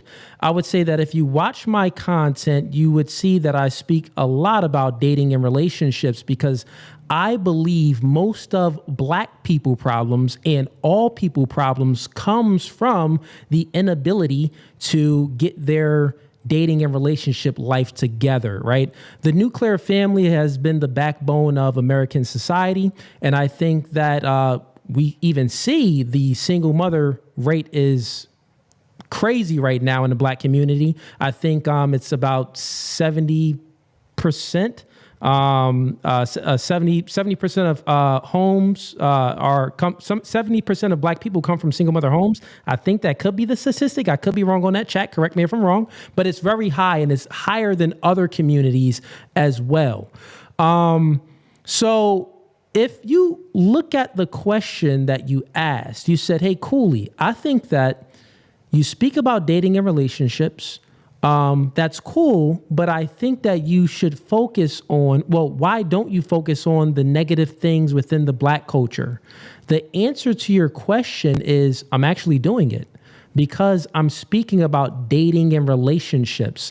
I'm giving black people and all people, male and female intersexual dynamics, the truth about dating, to get a girl, to keep a girl. The truth when it comes to women, like, listen, you out here dating around, sleeping with a lot of men, you're decreasing your value in other men's eyes, and you're also decreasing your value even in your own eyes, because you had sex with 30 men now. It's going to be very hard for you to feel satisfied. So maybe the next men out there that you speak to is going to be very hard for them to measure up, because you've experienced so many men. You became a victim of your options in your experiences.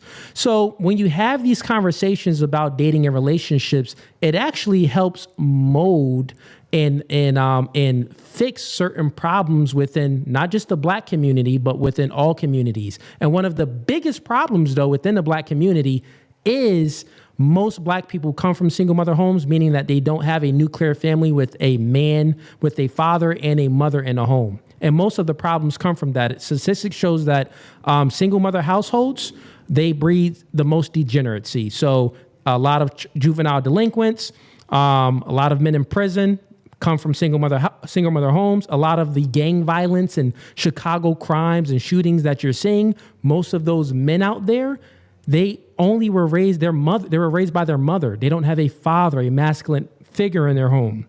So when you're speaking about dating and relationships, you're actually getting to the root of it. And then I also speak about religion because, yeah, you need to have the mother and a father in a home, but you need some morality. You need some guidance. And that guidance is going to come from your father, God, the father, and then rooted into the man in the home, which is the father, and then it goes down. So God over man, man over woman, woman over children. So I speak about this, man. I'm not really sure. Maybe you need to watch a little bit more content, but I definitely speak about that order a lot. I even have merch with that order on it. God over man, man over woman, woman over children. We sold out. So everyone in the chat and the membership and the people that's in the members, we got some new merch dropping soon, maybe in about 2 to 3 weeks. I'll let you guys know. I'll keep you guys up to date. But yeah, man, so to answer your question, I think that I'm actually help fix some of the problems in the Black community just by fixing dating and relationships. And you mentioned one thing. You said that, one of the problems is Black people, they like to buy Gucci bags and expensive things instead of investing into their family. Well, you know why they're buying these expensive things? Because they don't understand. Normally, they're buying these expensive things, these men, they're buying it for women. They're buying it to get women. They're buying it to keep women. And listen, if you're leading with your money, well, she's really only always going to look at you as a customer. You'll be a customer forever to her, or it wouldn't be anything genuine. So I don't tell people to chase the material world. That's what I don't tell people to do that. So, but if you look at it, it all actually correlates, because if you can fix the relationships, then he won't be out there thinking that he has to buy Gucci shoes to impress a woman. He won't be thinking that he has to buy this, Bugatti to get the woman of his dreams. No, man, you just got to become the best version of yourself. And that's going to be things outside of the material world. Yeah, material things are cool and it can help increase it in other ways, but not really, right? Not really. Really, it's about getting in the gym. A strong body creates a strong mind. And then it's also about, learning and understanding male and female intersexual dynamics from a biological standpoint, that men and women are different. Attraction isn't symmetrical, it's asymmetrical.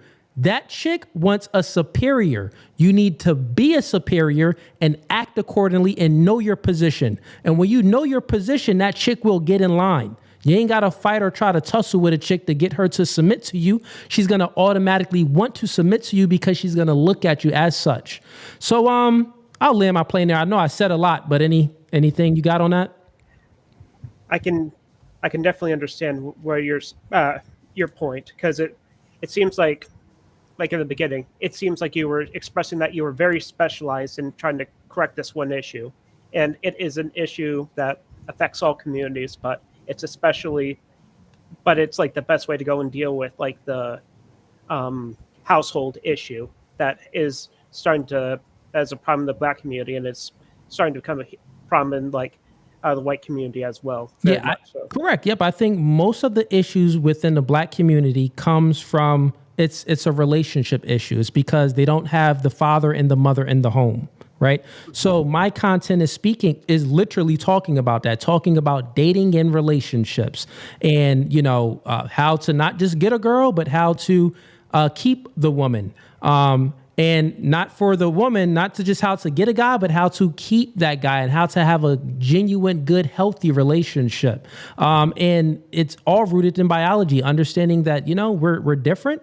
And I think most problems come most problems start in relationships because the man or the woman doesn't understand one another, right? They may have some things in common, like, oh, like we both like anime. Oh, wow. Well, nigga, anime is one thing, but you got an XY chromosome and a Wang, and you got 17 times more testosterone. And not only that, you have a burden of performance on you. Your chick looks for you to perform, whether she says it or not. You have to go out there and become the best version of yourself.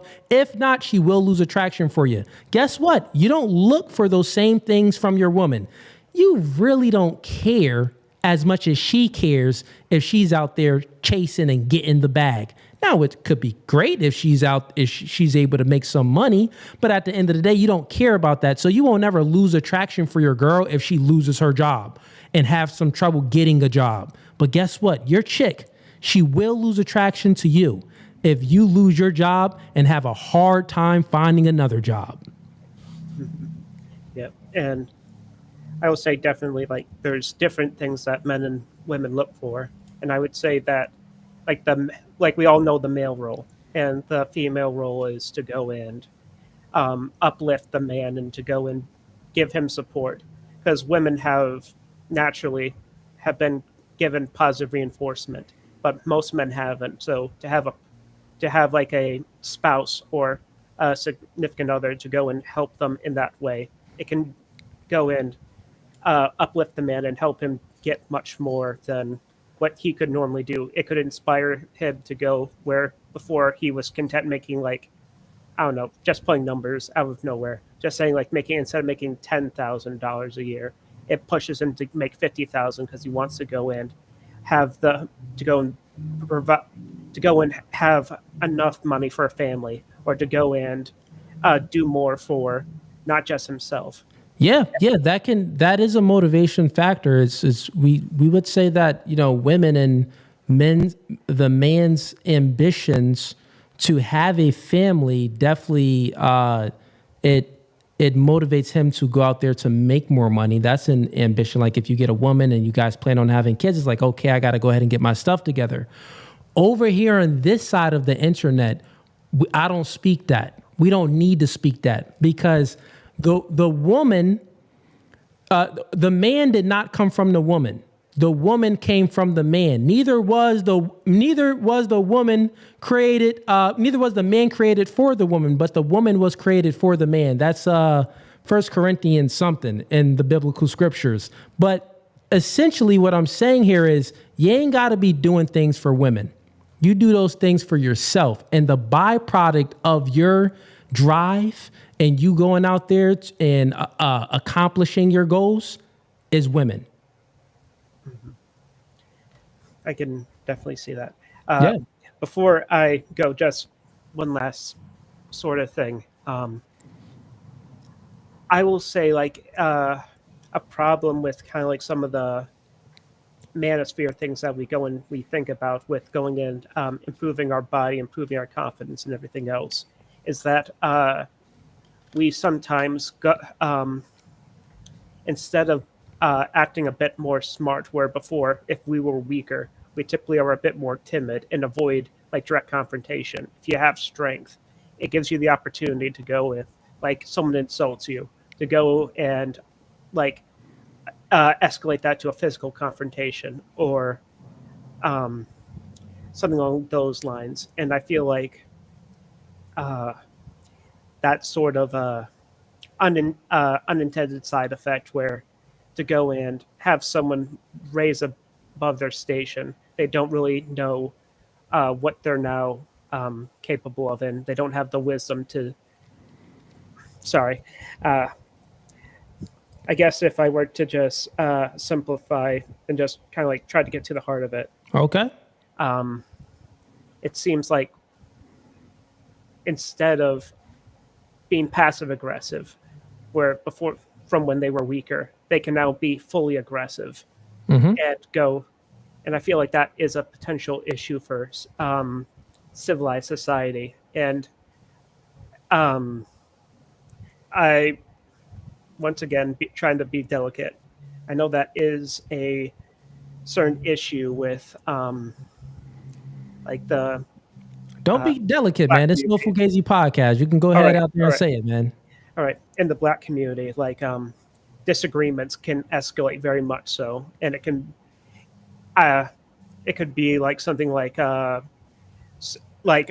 here or catch the fade or something like that. Not really Okay. sure with. I will admit I'm a bit sheltered, so I don't quite know what a lot of those terms mean, but I do kind of like understand like what's kind of like behind it, kind of like the threat of uh, violence for disrespect or like throwing dirt on someone's honor.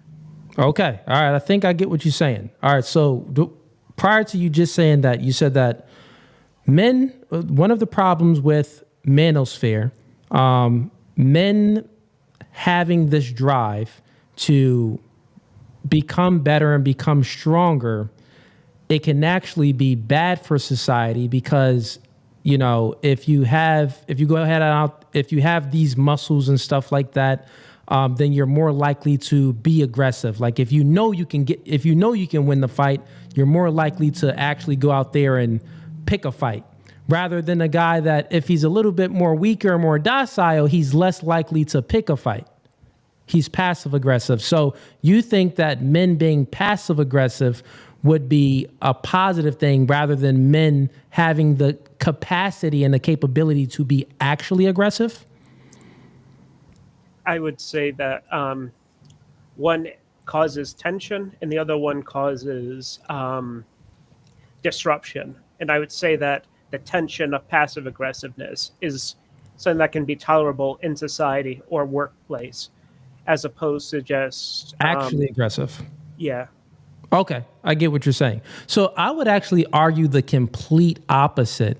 I think that the men that are passive aggressive, those are weak men, and they're normally cowards. They speak a whole lot, but they bark a whole lot, but they have no bite. They say a whole lot of things that they're going to do, but they can never back it up.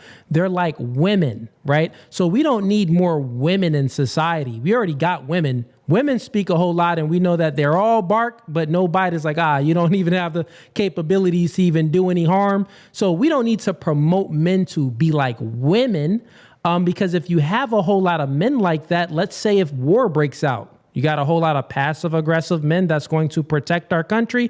Oh, well, should we shoot the gun or should we scream at them first? What should we do? No, a man needs to build himself up to the capabilities to where people fear him. You want to be a man where when people see you, they know you like, man, they have the fear of God in them when they look at you. But as a man, you need to have the emotional regulation and the emotional stability to control your aggressive nature. So what's more powerful, I would say, is a man that has the capabilities of ripping someone's head off, but he has the emotional stability to know, like, I don't need to do this, right? But I think that the passive aggressive person would talk like they're going to rip someone's head off, not do anything, but just cause a whole lot of other problems like gossip and innuendo and like trying to destroy a man's character. We already got women for that. We don't need more men to try to gossip and destroy a man's character. No, we need men, to be aggressive, but to have that under control, right? Because think about it, being passive aggressive, it's like you're weak. You're a coward. We don't need men to be cowards. We need men to be tough. What's your argument towards that? I will say in like the aspects of men in war, when you look at like the Japanese, if you look at Japanese society, it's very polite. Everything's very superficial. There's no real like physical altercations. It's all just passive aggressive. But if you look at them in terms of wartime, they can be pretty much like nearly demons in terms of like their aggression, like their capacity for violence, and them going well beyond a lot of other people. But I will go and concede that there is a passive aggressive man, like a person who is weak, who is not capable of strength. That is a problem, and I completely agree with that. I feel like a lot of times there are certain fights you that are worth having and certain fights that aren't worth having. And it's, Yeah, but okay, I'll let you finish your point. Go ahead. I feel like someone going in, giving you like a personal insult, or just someone being like an asshole. I don't think that is. I think it'd be better to just have it just be like two people going in like spreading gossip than for them to just go and have a fight. I can Wait, understand. you said that. Let me make sure I got that right. You said that is better for two people to have the argument and spreading gossip rather than having a fight. Wouldn't you say that having the argument and spreading gossip is going to just prolong the fight? Fight is going to break out. Yeah. All right. All right. Fair enough. I think I can concede on that point. Okay. All right. Well, I gotta say thank you for being a bit patient. I know that I have a hard time like getting to what I want to say, but I really appreciate good. it. Even, you came in here good faith. Listen, man, I'm not the best speaker myself. So listen, I can't talk. I mispronounce words all the time. I stutter. I say a lot of ums and all of that. So I'm not the best speaker. So I allowed you some grace. I wanted to hear your arguments. You put forth arguments, and then you came in good faith when you knew you were wrong, or you knew that, hey, this argument seems a little bit more superior than my argument. You conceded when you conceded. So listen, I appreciate you for watching 50 hours of my content, and I hope that you watch 50 more. Welcome to No Fugazi Podcast, man. Will do, man. Thank you, and have a good night. All right, man. Have a good one. All right, so we got CK up next. I'm going to bring him up shortly. Right before I do, I just want to get through some of these super chats. So CK Hard Truths, just wait. Give me like 3 minutes here. I'm going to get through some of these super chats, and I'll bring you up. Appreciate the patience back there. And we got other people backstage as well. So just appreciate y'all patience. I'm going to get to everyone, but CK Hard Truths is up next. All right, so Tim M, welcome to the gang, Tim. Remember, he did a membership for 14 months. Dang, look at that. 14-month membership, man. All right, appreciate that. He says, keep dropping these gems, Cooley. Of course, man, I got you. We got Nick H sends him $5. He says, are you related to this YouTuber, Push Drunk Boxing? You guys look alike. Nah, I'm not related to anybody. I don't know who that is, but I'm not related to him. We got HHH. Triple H sends him $5. Hey man, I respect you a lot. Love what you do. What's your thought on feminism in the church and making men soft? I'm a musician and dealing with this. Yeah, my thoughts on feminism in the church is it's being led by beta men. It is the devil. It's devil.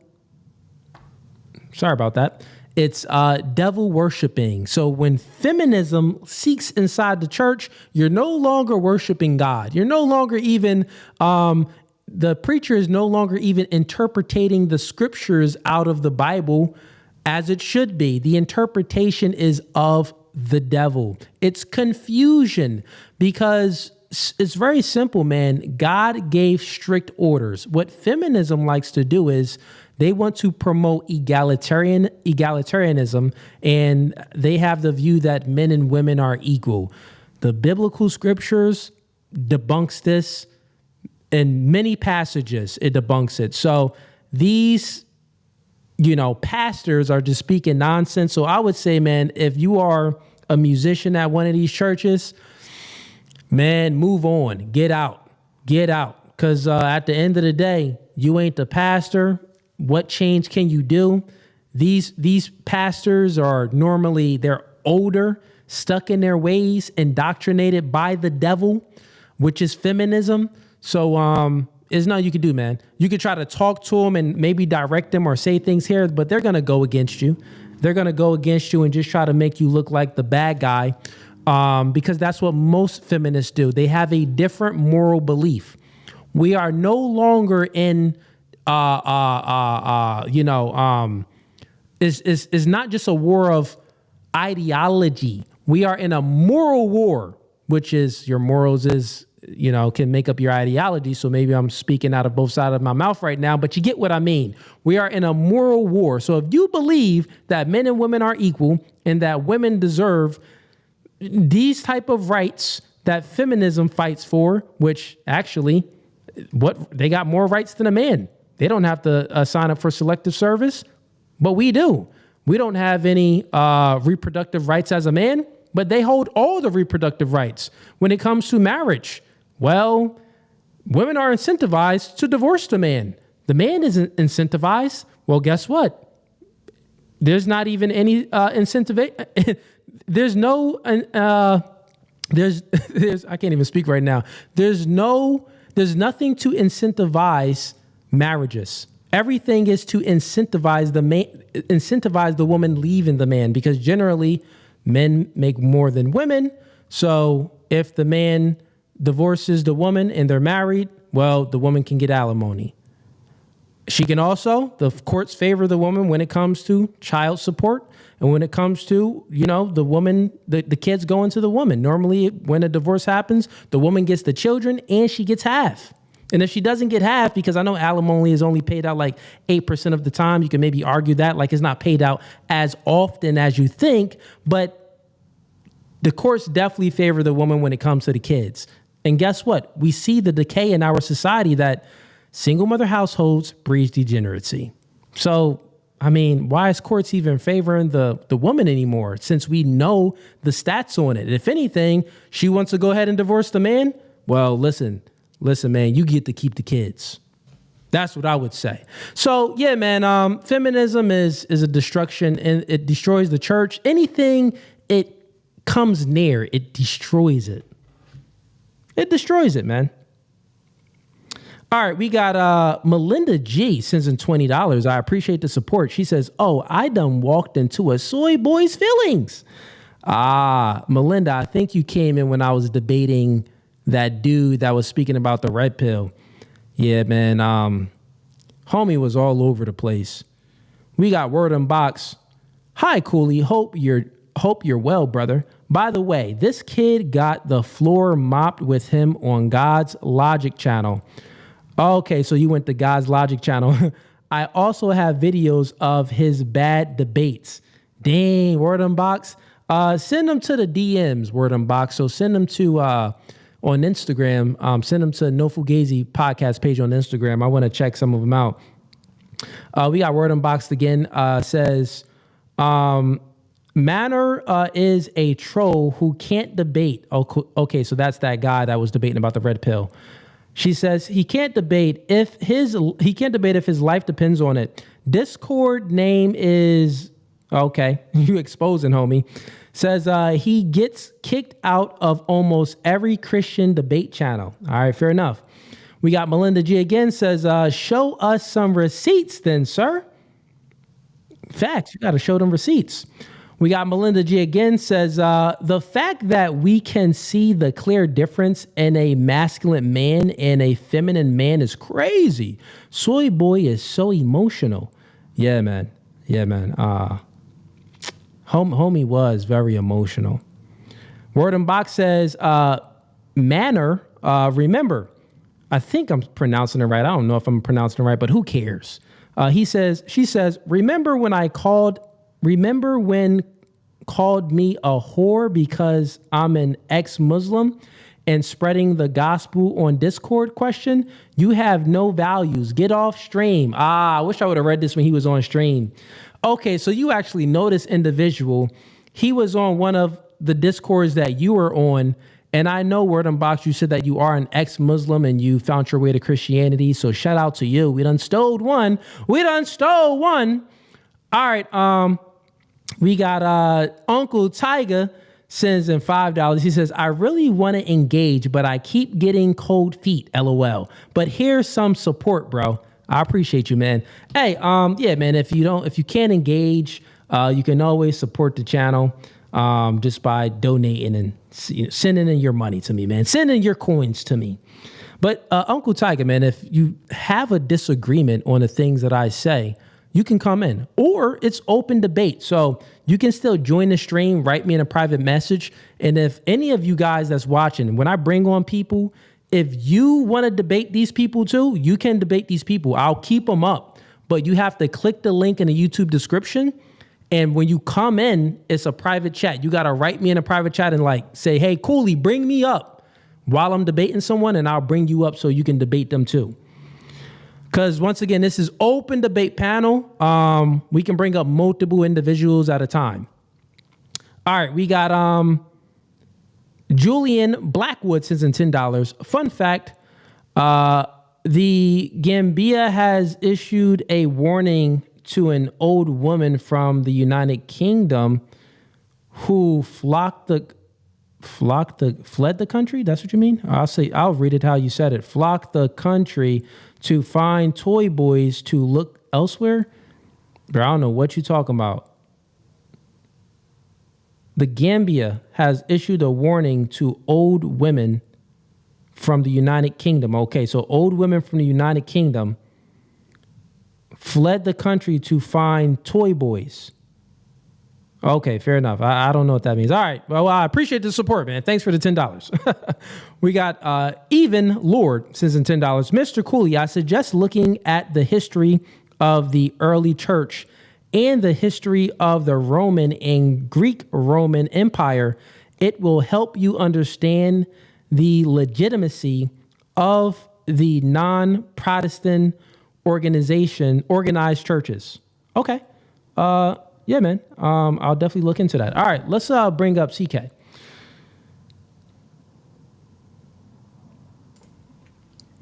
Hey, what's up, big dog? Hey, man. Welcome to No Fugazi Podcast. State your name. Where you from? Yes, sir. I'm CK. I'm from DC.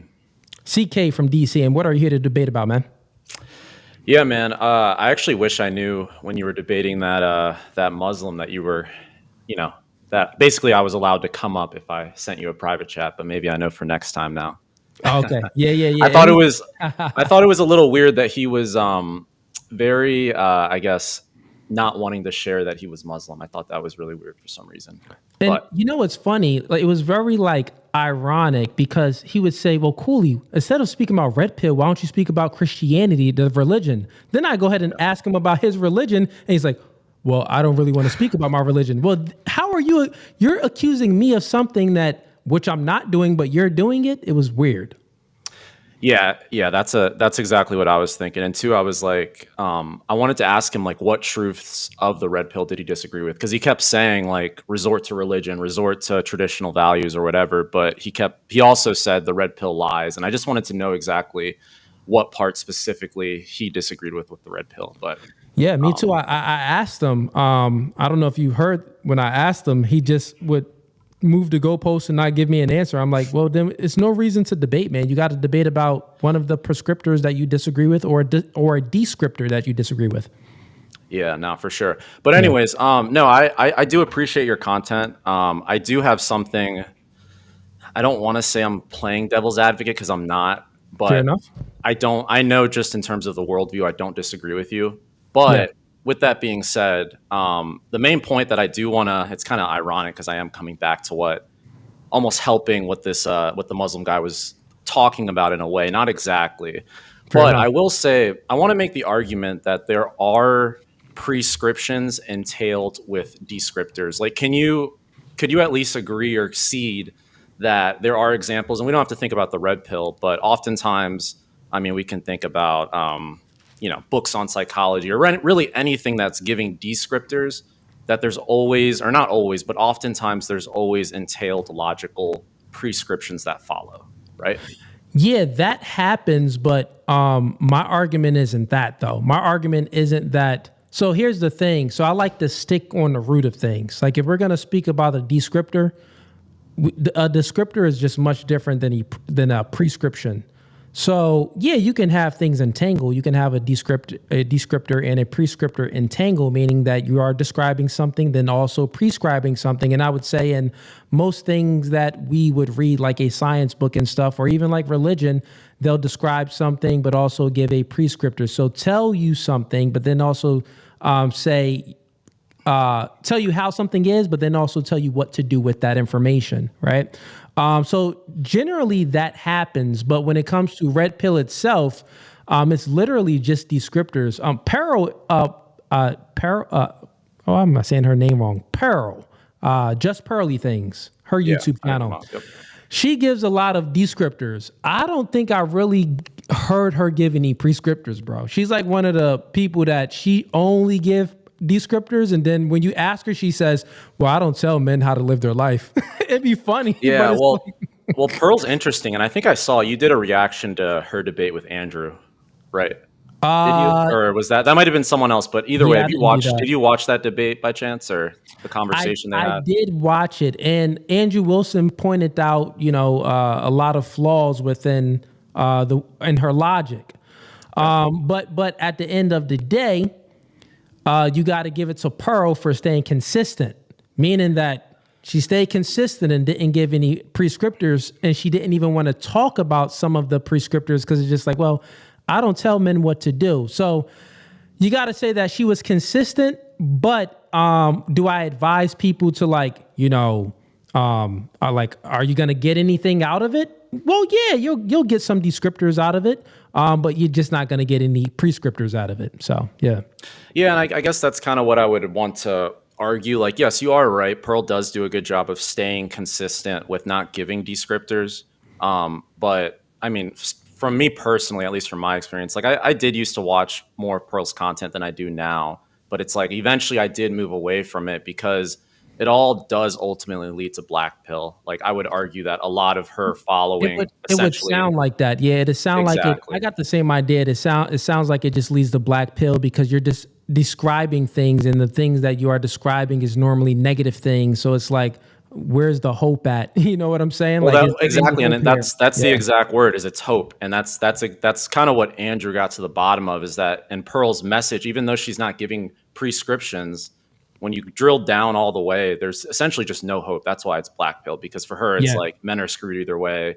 And that's even though it's, again, not a prescriptor, it's a harsh reality that I do think speaks to, these people that have these big channels. But overall, though, a lot of these people that just claim, and I know it is very common to just say, and it is true. I don't want to say that it's not true that the red pill is just descriptors, but I do think that a lot of people in the red pill space do use it as a way to be able to evade authority in a sense. Because for one, most red pill people are they're not all like Pearl. Pearl is really the only one person in the red pill space I can think of, and probably because she's a woman too, that's not giving prescriptors followed along with it. Yeah, facts. And she does it. She does it. I see why she does it, because she's in a pretty much a male space. So it's like, well, if I start telling men what to do, then I'm just like one of these feminists that's telling men that think that they can tell men what to do. So it's just strategically done on her end, which is like, okay, she's consistent, but go ahead. You were getting to a point, right? Yeah, no, I was just going to say that I think what it ultimately comes down to, and what a lot of guys use, is it's kind of this ability to evade authority. But yeah, I mean, overall, like I said, I do agree. I'm trying to think if there's anything else. I felt like there was one more thing that I might have had a small point of contention with.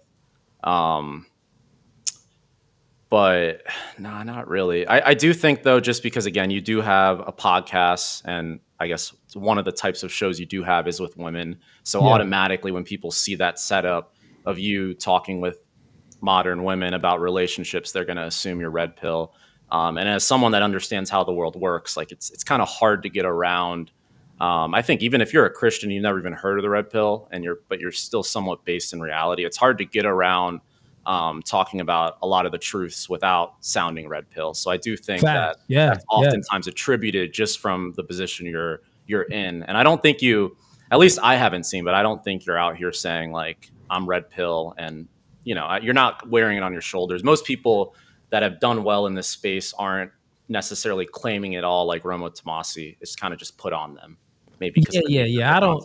So you'll hear me like when I'm on with ease, and or if I need to explain something better, or not even better, if I need to explain something real quick, I'll be like, well, here on a red pill side, you get what I'm saying? Because we're speaking about male and female biological truths and stuff like that. But you'll hear me say stuff like that. But you won't ever hear me say like, yeah, I'm red pill and it's Rollo Tomasi, it's his, and I'm red pill here. I should be at the top of red pill or claiming this type of stuff.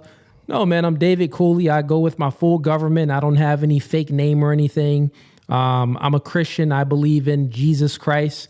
And yeah, man, if I'm ever speaking about anything, I always smuggle a little bit of Jesus in there anyway. So people, most people, when they watch my content for long enough, they're like, oh, nah, this homie's religious. Yeah. Yeah, I mean, that's good. That's good that you have that basis point, and that's ultimately what it all should be pointing to. Do you mind if I ask you a quick question? I know I'm not bringing up a debate. If you want to get to debates, I totally understand. But I do have a quick question. So, yep, I'm gonna take a quick bathroom break. Just hold that question, and then I'll get to your question, and then we'll get some more people in here. So I'm gonna quick bathroom break, chat. Give me 1 minute here. It's gonna be quick.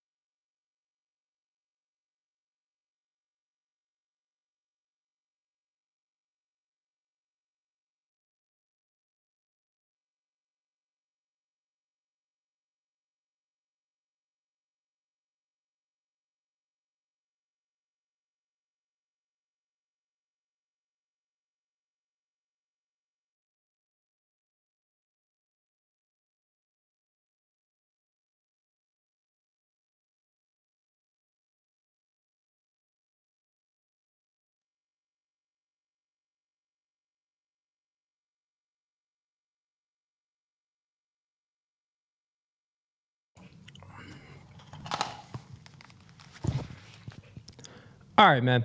Chat, we are back. Before you go ahead and get into your question, chat, man, get the likes.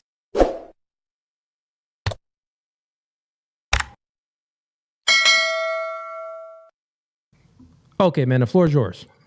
Cool. All right. So my first question is, so one of the first things I even saw when I got introduced to, understanding what the red pill is, there's the clip of Myron Gaines talking about his prescription for men to sleep around with 50 women, for example. Yeah.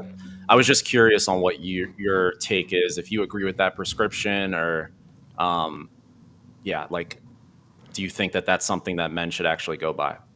Yeah, man. So, that's something that I don't agree with. I've heard him say it before, and he explained why he said it. I believe Andrew Wilson even pressed him on it before, I believe, when Andrew Wilson was on Fresh and Fit. Or not pressed him, but asked him about it and stuff like that. And Myra was transparent in regards to why he said it. I would say one of the, and not to make his argument for him, but I believe one of the reasons of why he's saying 50, because he knows that that's a number that they actually don't have to reach, right? But he's saying like, hey, go out there. Just by me saying this to men is putting it in their mind that they need to go out there and shoot more shots and go out there and date, because a lot of men are cowards and they're scared to even, pitch themselves at a woman because they're scared of rejection and so forth and so forth. Because I guess with his type of audience, I guess there's like a huge like incel community, men that's like kind of checking out and stuff. So I think that was like the background of like why he's like being adamant on like giving a number, and it could be a big number that could be unreachable and unattainable. And I think if I remember, he said that he doesn't even care if men reach the number. He just needs men. He wanted men to understand that they need to go out there and like get out there and date instead of being complacent. So that was his Facts. argument. Yeah. Yeah, I agree. I would say that there's a principle, and the principle was more that, like, if you were to reach this number, or let's say even have the ability to, in some way, kind of like you said, put yourself out there, you're going to kind of understand how women work. I think that's more so what he was trying to say when it comes to the vetting process, because the next step after that would be then you can settle down. That's kind of what his argument was. Correct. Yeah, that was the an argument. example. Now, do I use that argument? No, that argument, I would never use that, because under my worldview, I wouldn't tell men to go out there and keep dating. I don't think that in order to understand women, you need to keep dating, or you need to date multiple women or sleep with multiple women. No, that doesn't even make any sense. Like, think about it, right? If you think about it logically, like, well, you need to go out there and sleep with a whole lot of women to understand them. Okay, so that means that every human being needs to experience things to understand things? I think not. There's, what do we call wise people? A wise man is the ability to not actually go through the experience, but get the information, be perspicacious, be very observant, absorb information, and learn not from your own mistakes, but learn from other people's mistakes. So I think that men can still pick up game from other men and move accordingly without having to actually, get burned many times. Yeah. Okay. That's fair. That's a fair. We would say, is that something that's going to be like, I would say that's an exception, right? That's going to be an exceptional man. If we're speaking truthful, most niggas dumb and they think with the head down there, so they're going to make many mistakes. And then they're going to learn like, oh, dang, okay, this is why she did this, because, I did that, or an XYZ, because I finally got with her and we're sleeping together and she showed me these red flags.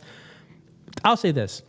Most of the time when people learn from their mistakes when it comes to dating and relationships, like men, is because they're dealing with a woman, and instead of, they see the red flags, but they excuse these red flags is because they want sex.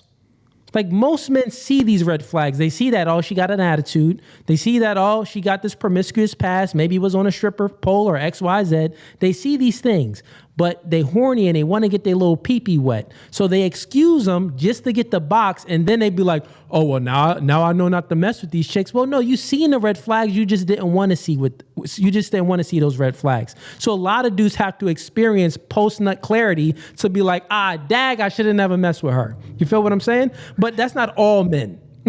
Yeah, no, I understand. Yeah, I forgot who said this, but someone one time brought up a point that men are actually more romantic than women. And I do kind of agree with that. I do think, yes, there are a lot of men that will excuse things just for sex, just for pussy, just for stuff like that. Yeah. But at the same time, I do think there are a lot of naive men that oftentimes are just hopeless romantic. Like, we know that obviously it's not easy for most men to attract women. So it's like when they are getting some type of reciprocation, it's easy for their mind to be hopeful that, okay, this girl really likes me. I don't need to vet her. Oh, this is okay. Like, she works at the crazy bar in town. Like, it's all good. She still likes me. Like, you kind of look past that. So I don't think it's always vain and physical, but I do think it's kind of this hopeless romantic. So, and that's the thing. When we say that this hopeless romantic, this view, this way, but it's how the man views the woman in a certain way, where he's viewing the woman just like the woman would view him, right? Now, over here on this side of the internet, I say, listen, men love differently than women love.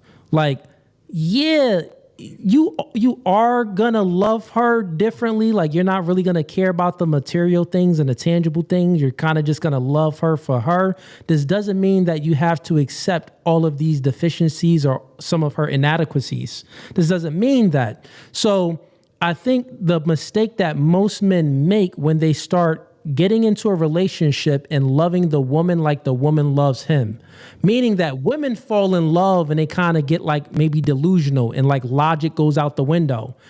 And when a man falls in love like that and logic goes out the window, well, that's a recipe for disaster. So I don't think that men should actually like love women in a delusional way.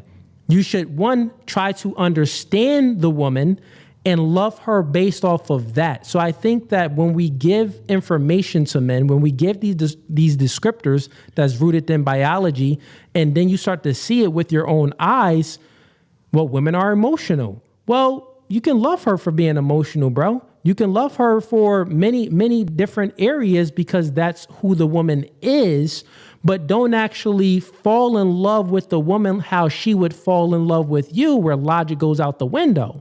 Because that's when you start simping, that's when you start being vulnerable, and that's when you start, putting yourself in a position where the woman is withholding sex for compliance and you haven't had sex with her in 4 months because she knows that she can manipulate you with the box because you're simping over that, because you're loving her like she loves you. So, yeah, I think, I think most men make that, that subtle mistake and it eats them up.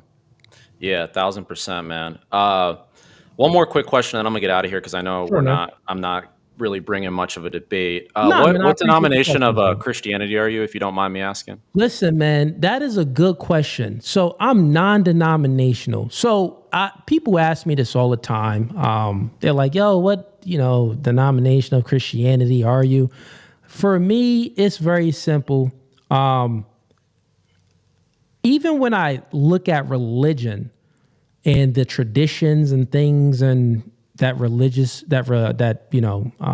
Bible talks about, when you read the whole book, I mean, Jesus came to get rid of the traditions and stuff like that.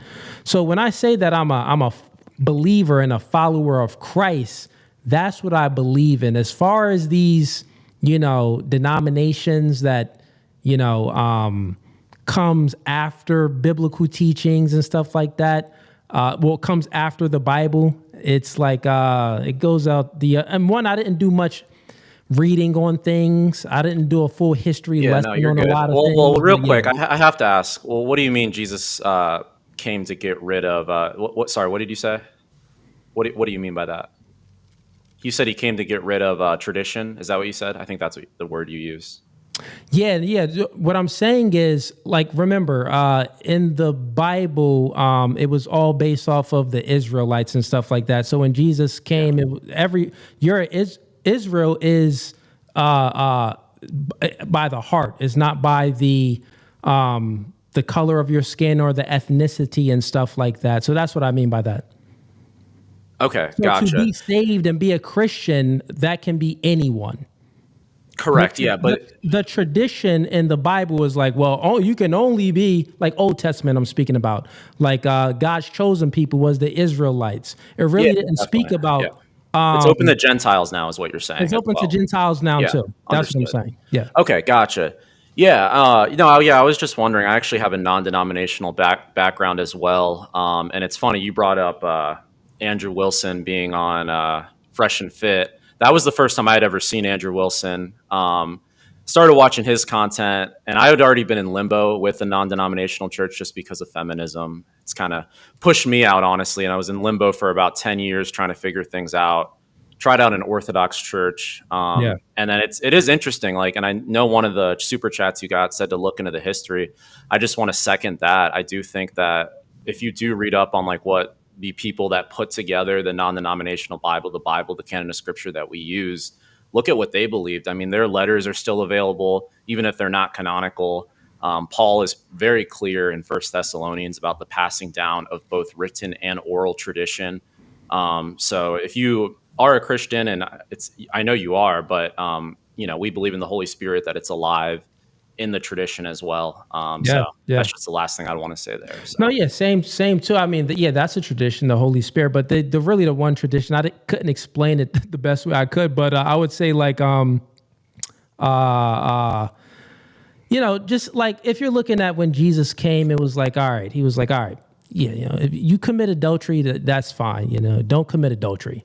But like, it's like things got even more strict when Jesus came. It was like, you commit adultery even if like you lust after another woman. You know what I'm saying? Yeah. It was like the law was already there, but when you read the text, is like, when you look in in the New Testament, it's like he got even more strict. He got down to the root of it. Like, well, just by you looking at this woman like that, obviously something internally must be wrong. So you must make some corrections with how you're viewing other women.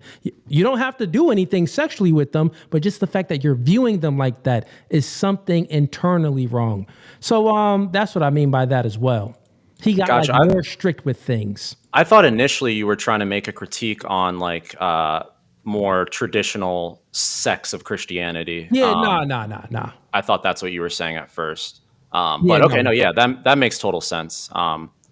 But yeah, man, no, thanks for having me up. I appreciate your content.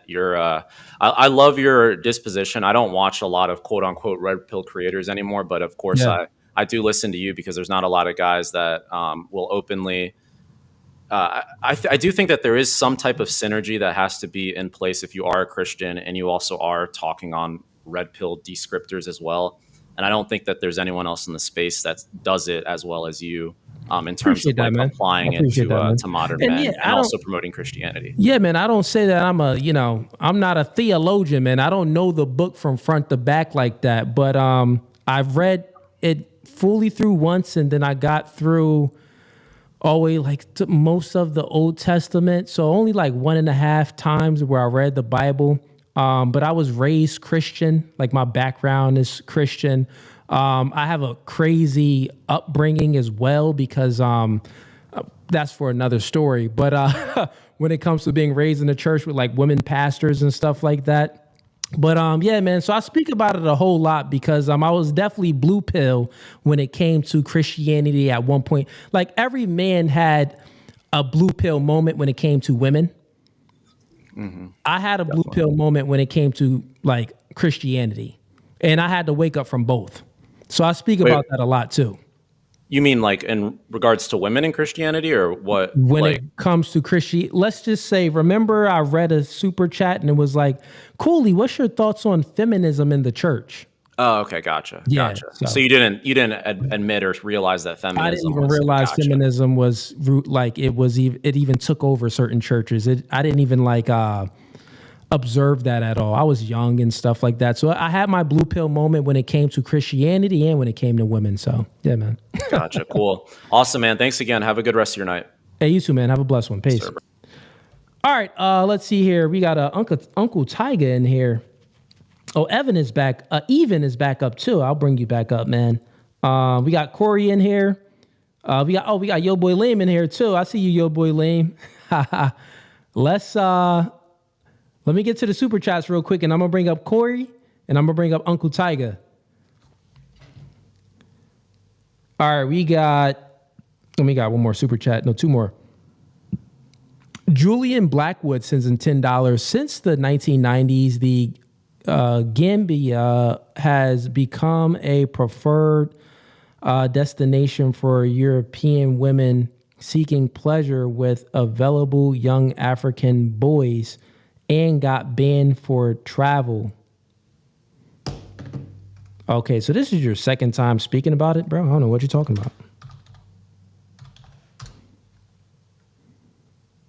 Okay, so, all right, so that's that's a small country in West Africa. That's what you're speaking about. So you're pretty much saying that, because I just want to make sure I understand you. Since the 1990s, a small country in West Africa has become a preferred destination for European women. Okay, so European women are going to Gambia and they're seeking pleasure with available young African boys and got banned for travel. Okay. All right. So this is a thing. I need to look into that. That's crazy. So these European, and you said old European women in the last message. So these old white chicks are going to Gambia to get piped down by these young boys. That's wild. That's wild. Let's get to the next super chat. We got Yo Boy Lame. He says, CK Hard Truths look like a freaky candy molded version of Cooley. But light skin. Apart from Cooley's homeless shelter beard, he got on. Okay. All right. So you're saying that the last dude I had on Look like a zesty version of me, pretty much. All right, yo, boy, lame. Matter of fact, let me get you up here real quick since you sent in that super chat. And Corey, you up next, and then we got Uncle Tiger. What you talking about, bro?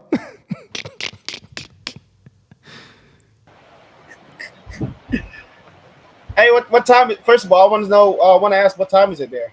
Listen, man, I know you somewhere in the Philippines having some little Filipino play on your little egg roll, but it's 10 p.m. out here, almost 10 p.m.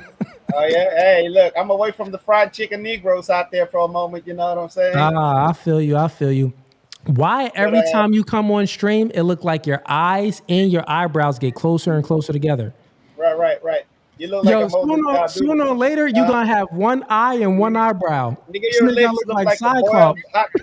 You should put your lips on boiling hot water and put it on bread. Make some hot dog sandwich on your lips, nigga. That was gay, bro. Why you always gotta make gay jokes though? Pause. I said pause, nigga. Pause. You said pause after I said gay. This guy. I was gonna say pause, but you cut me off, bro. Fair enough. What's good with you, yo, boy, lame? How's life? Oh man, I'm doing good. I just came by to say what's up. But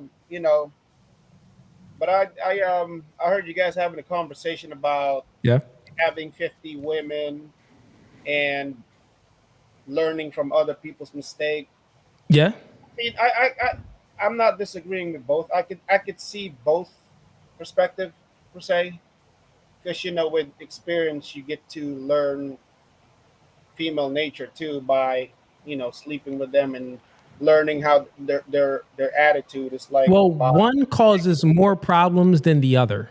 So if you can learn, so we gotta think about what's optimal. What will be optimal if we can, as influencers, convey a message in a way where it will mitigate risk, but also solve their problems.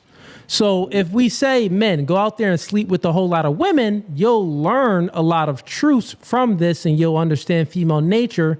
But the byproduct of that is going to be STDs. The byproduct of that is going to be a lot of negative things. Like maybe you'll get a chick pregnant, knock her up, and maybe she'll abort your child, or maybe she'll keep the child. And now, the courts don't favor you. So she a single mom and you can only see a kid every other weekend.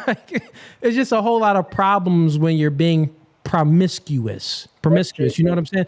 So I don't say that I'm the perfect man. Yeah, I would say that I'm Christian, but I wouldn't say that I'm still not living a sinless life. I think we're all sinners at the end of the day.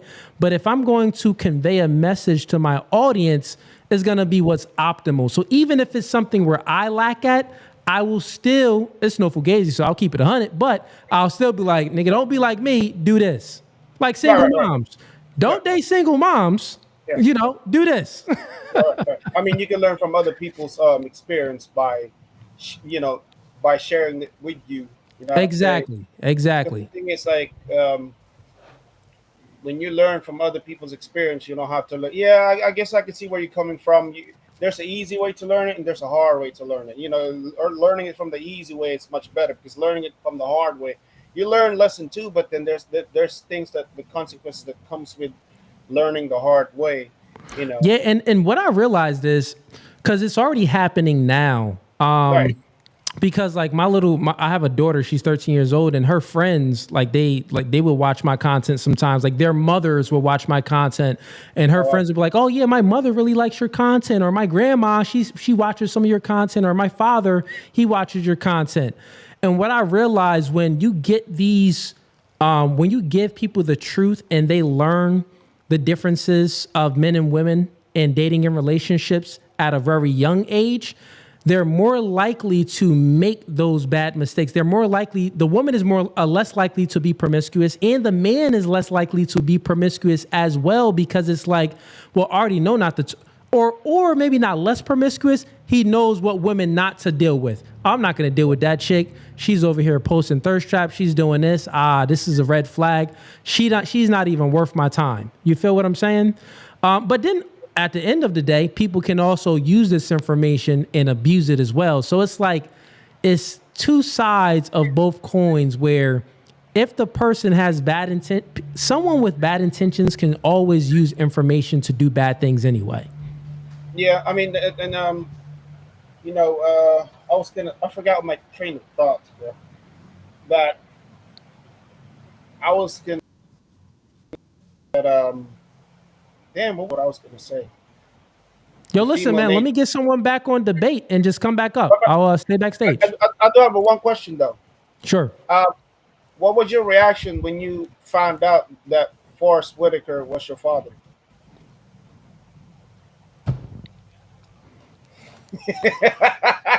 I got something better for you. I got something better for you. All right, all right, all right, Stay right there. Don't go nowhere. all right. Don't go nowhere. All right. I got something for you right now.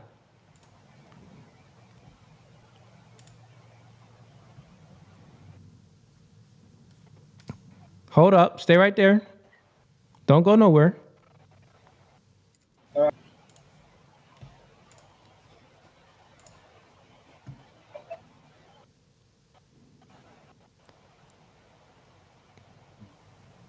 Nope. That ain't it. Let's go here. It didn't come up right. But nope, I'm going to do it this way. Nope, I'm doing. Stay right there. Don't go nowhere. I ain't going nowhere. What about this guy? What was your thoughts knowing he's that you handsome. came from this I nigga? appreciate that. That's a This is the compliment. guy What? from Clueless. That's You a look just compliment. like Thank this you. nigga. I appreciate that. That's a compliment. You look like you sniff booty cheeks from the back. Nigga, you look like this. Why This do girl your right here. nose look? Why do your nose and That's your you, nigga, right lips? there. Why do your That's you, nose nigga. and lips touch? Hey, let me ask you a question. Yo, Why Bolane, time out. every time? Stop. Look. Why every time you Why, eat food? look. Why When do you eat your food so nose good, and your your eyes lips pop touch? out, nigga. Yeah, Oh, that's go trash. That was whack. ahead. Why do your nose and your lips touch just normally like you always smelling something stinky? You just look like with Right. the stink. You walk around with the stink face like, That's a good I one. smell That's a booty good one. face. Why you look like your eyes pop out every time you eat something good? You know that nigga that eyes pops out? Nah, I don't know him. I don't know him. Man, that's We don't bro. know. Like when he eat that, We you look like this. You look like this lady right here, bro. Every time you eat food, your eyes pop out like you big eye head ass boy. Stop playing. Yeah. What's up, Yo, man? boy, lame. Cool for the rank session, man. Have a blessed one. Let me get some people up here to debate. Hey, have a blessed. Yo, boy, lame. Yo, boy, lame, dude. Every time he come up here, he just always look like he smells something nasty. Like nigga, I don't smell what you smelling, bro. What? Stop making that face. This guy face always look like he smell butt. Welcome to No Fugazi Podcast. State your name. Where you from? What's going on? I'm Corey. I'm from Detroit, Michigan. What's going on, Corey? What you here to debate about, man? It's it could be a debate, but it was more so on like religion, like how the Bible, because being a social construct and everything. Hold up. How they, Say that again. I didn't hear you. You said something about religion and the Bible being a social construct. yeah, because I'm at the point of life where I wouldn't say I'm a part of no specific religion. I've been searching for God, and I really want to know like the truth instead of what's been told to me or how other people interpret the Bible. So I've been doing a lot of research, and I started had my voice shaky. You got a lot of motherfuckers on here, but I've been like looking into it deeper and deeper and trying to like find myself and who I am. And so it's like the more I'm learning, I wanted to know like, dang, who made the Bible? Where did the Bible come from? Where did Christianity come from? And I'm going deeper and deeper into a rabbit hole. And then I started learning about like something called Anunnaki tablets and the Sumerians. And I was just wondering if, do you think that Christianity or the Bible is the true like religion? Yeah, I think that Christianity is unique. The one thing about Christianity that no other religion is like it is the only religion where God himself came into human form and sacrificed his self for everyone's sins. It's the only religion.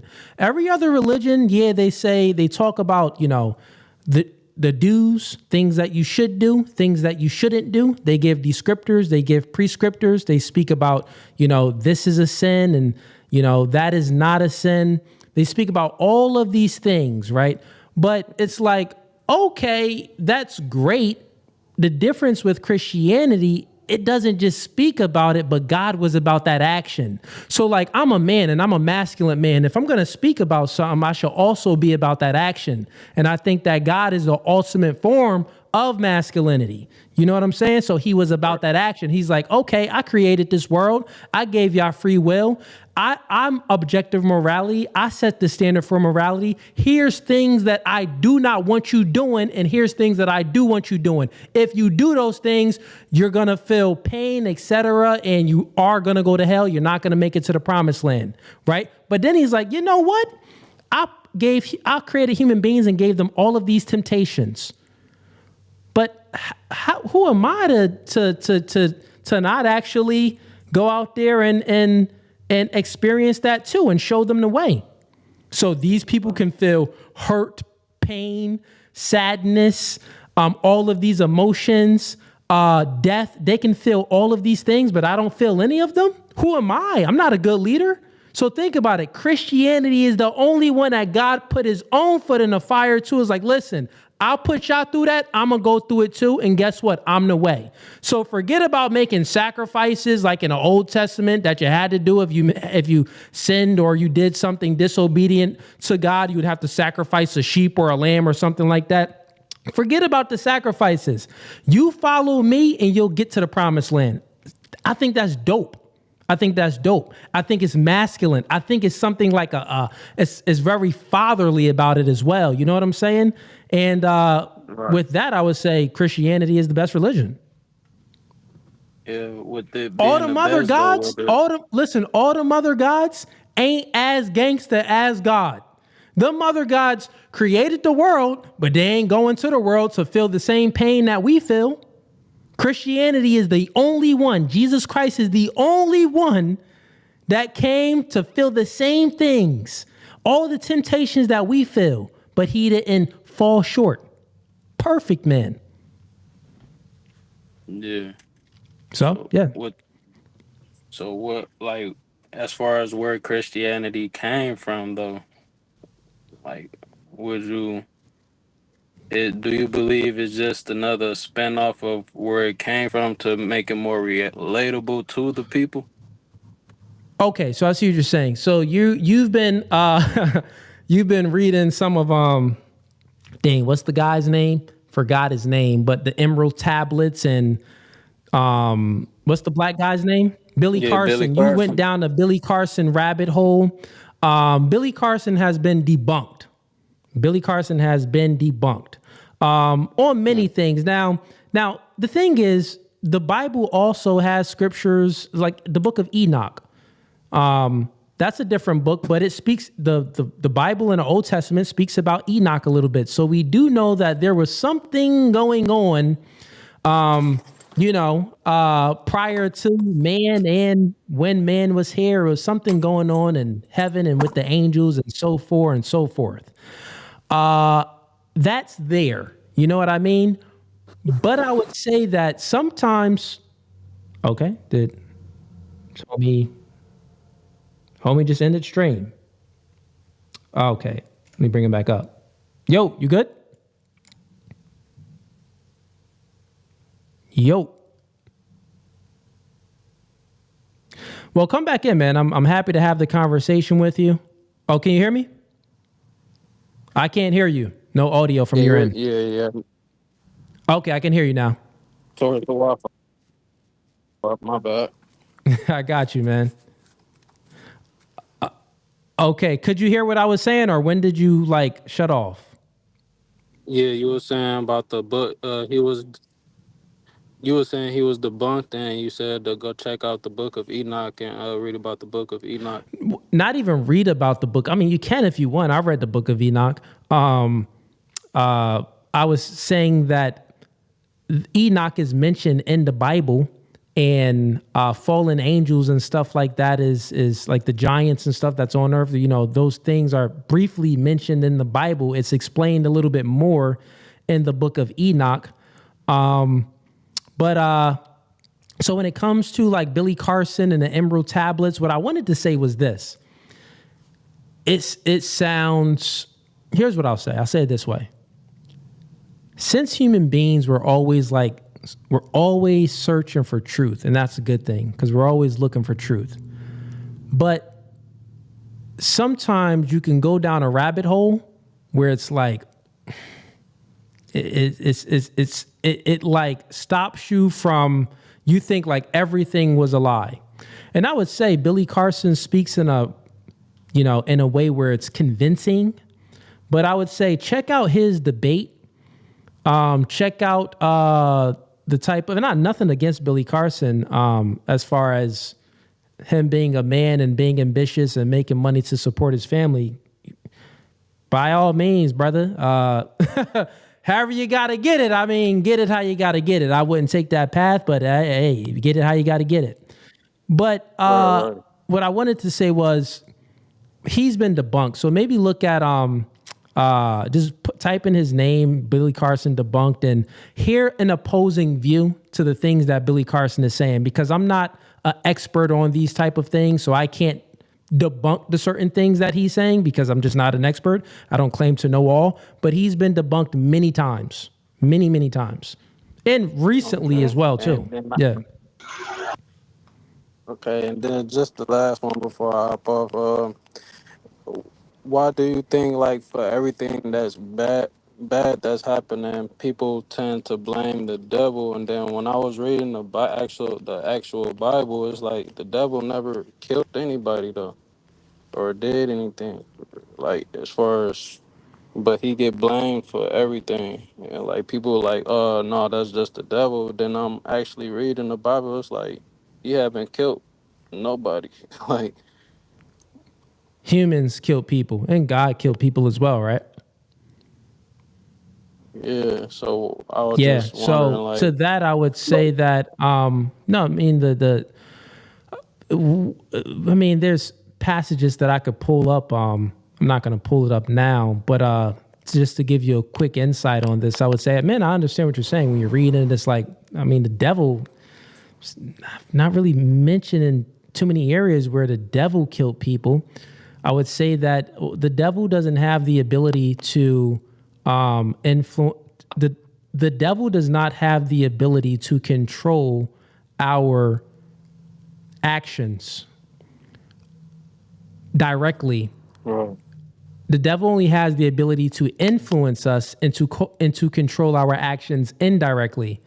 And I only speak about this because I was filled with the Holy Spirit. So I know that I was influenced by some spiritual things that I should never been influenced by, but I was never fully controlled by my actions, like how the Holy Ghost controlled my tongue, right? That's full control. And only God has that control over human beings. The devil does not have that type of control. The devil only has the control of deception and influence and stuff like that. So it's all of these indirect things to influence the human beings to do evil. So we would say that the devil did a whole lot of evil by influencing human beings to do the evil on the devil's behalf. We would also say that human beings are evil as well, though.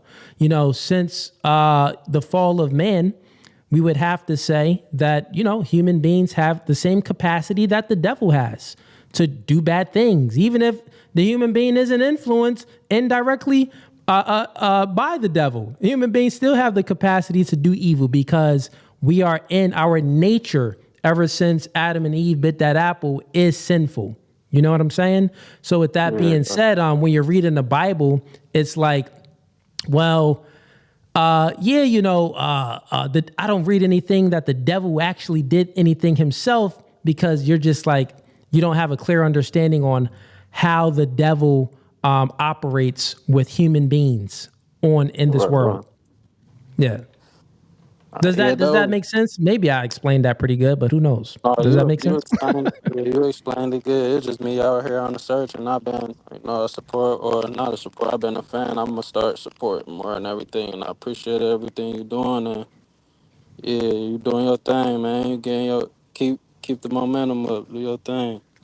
I appreciate it, man. And I'll leave you with this. Since you're on a journey of trying to discover and you don't know if it's Christianity you want to go to, you don't know if it's this or that, I would say, listen, man, don't ask me, ask God. You know what I'm saying? At the end of the day, we are spiritual beings, right?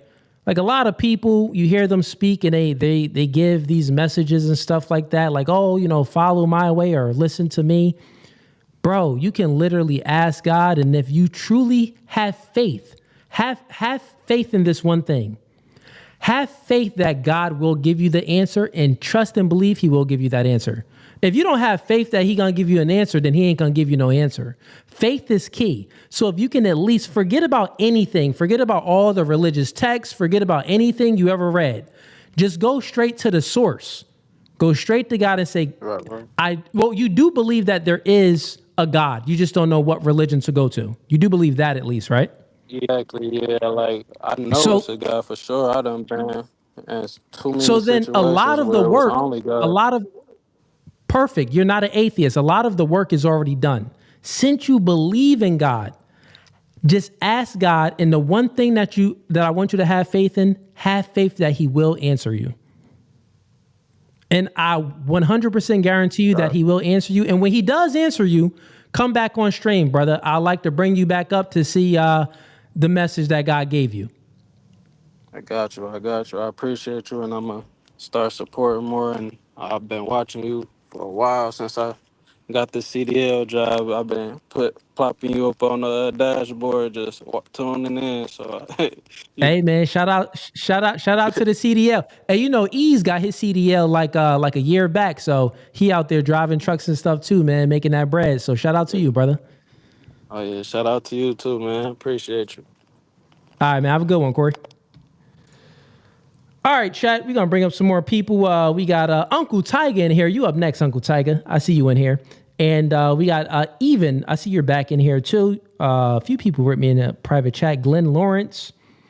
Glenn, where you at? You in here? Okay, Glenn Lawrence, you're in here as well. I see you in a private chat. Billy Carson has been debunked many times. Yeah, he was debunked mad times. I'm just reading a private chat. The Nephilims. Okay, I see you in here, Glenn. Yeah, he was speaking about a lot of that too. And that's the thing, like when you're like on a search, man, you can get led down so many areas where it creates confusion. So like forget about me, because who knows, I may even create some more confusion. So the advice that I could give him is, listen, forget about all the religions, stop reading junk. You believe in God, that's good. Just go to the source, bro. Go to the source. Because if you are truly a believer, God will answer. Just have faith that he will answer, and he will answer. All right. And I sound like a pastor right now. Hey, man. Thank you, Jesus. Hallelujah. Let me get one of my buttons. Where one of my buttons at? So we got let's get this one. Hallelujah. Thank you, Jesus. Did my button work? Someone put a 1 in the chat if my button worked. Put a 1 in the chat if my button worked. That was like a cheering button. You got ones? Okay. Someone said I preach well. Okay, appreciate that. Did my button work? No one gonna tell me if my button worked? Yo, boy Lane, did my button work? Shake your head. I can see you in the back.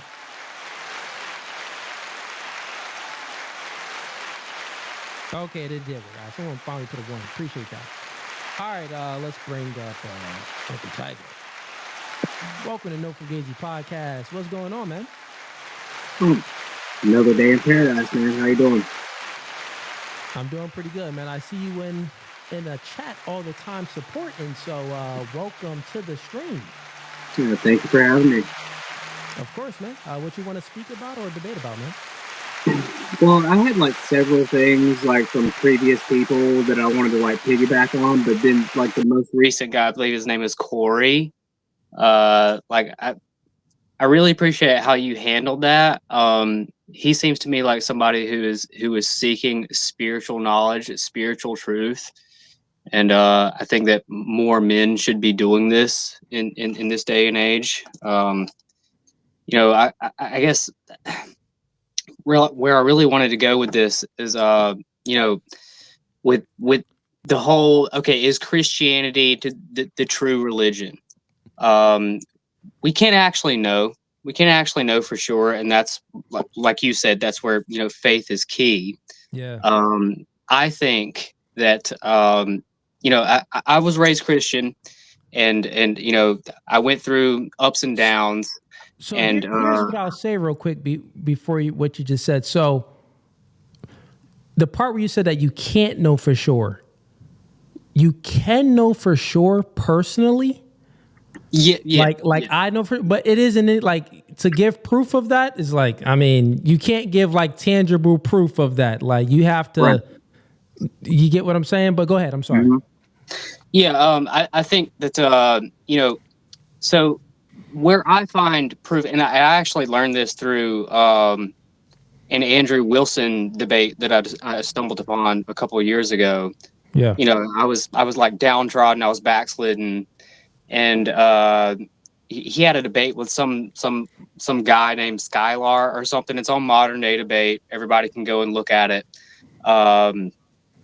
Where the prompt is religion better or worse for society? And of course, this is just the generic moral anti-realist.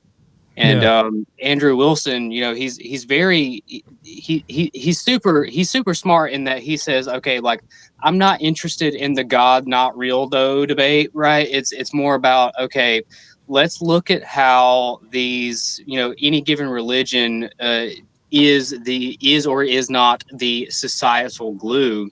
And I think that America, the West in general, and America in particular, is a pretty good example of like, even if it's all bullshit, even if it's all fake, right? Even if like we die and we cease to exist, there is no afterlife. If we adhere to Christian values, we see a prosperous society, right? Like that it is birthed through that. And I would just like to say to Corey, like, listen, we there's all sorts of religions. Who knows whose religion is actually true? But I think society, demonstrate American society, Western society demonstrates the truth in Christianity. We are the most prosperous and most successful, the most, even with like our different, we're quote unquote the melting pot. The fact that we've all been able to, for generations, be one. I mean, right now it's not so great, but I think it's because we've abandoned Christianity. I think therein is proof that Christianity is correct. Does that make sense? Yeah. That makes sense. Because I have these debates as well, and one of their arguments is, well, if Christianity is correct, and we see it in the West, we're prosperous from a material standpoint. We're prosperous. We're doing better than other people. But, this country was built on the backs of slaves. This country was built on many different lies and things like that. Yeah, it was built on certain Christian values as well, but also a lot of non-Christian values. So that's the argument that a lot of people make. So what I've learned is when you have someone that's seeking, you can try to give them game all you want, but bruh, they got to get it from the source. You got to figure out one of the things where it's like, I haven't fully did a lot of research on the history of Catholics, because Catholics is the religion that they have the middleman, right? Where you talk to the guy in a pulpit or whatever. And what is it called? Confession. A confession. Yeah. That junk is dumb to me. It really never made no sense. Is because for me, it's like, go to the source. Why are you speaking to another man? You can confess this to God. Now, it can be argued that, well, that confession is there as like a therapist to give you some guidance, just like any other therapist would. But I guess therapy helps some people, but if we're speaking religion, it's more of it's spiritual than anything. And since it's spiritual, I think you need to go to the source, go to God, straight to God. Mm-hmm. And God, I think God, and I want the chat to understand this too. If you don't have any faith, you're really not going to get no answers. That's why I had to ask the guy, does he have faith? Because faith without works is, we all know what that is, right? So as long as you do know that there is a God, then you are a step ahead, and now you just need the faith, and you will get answers. You will get your questions answered.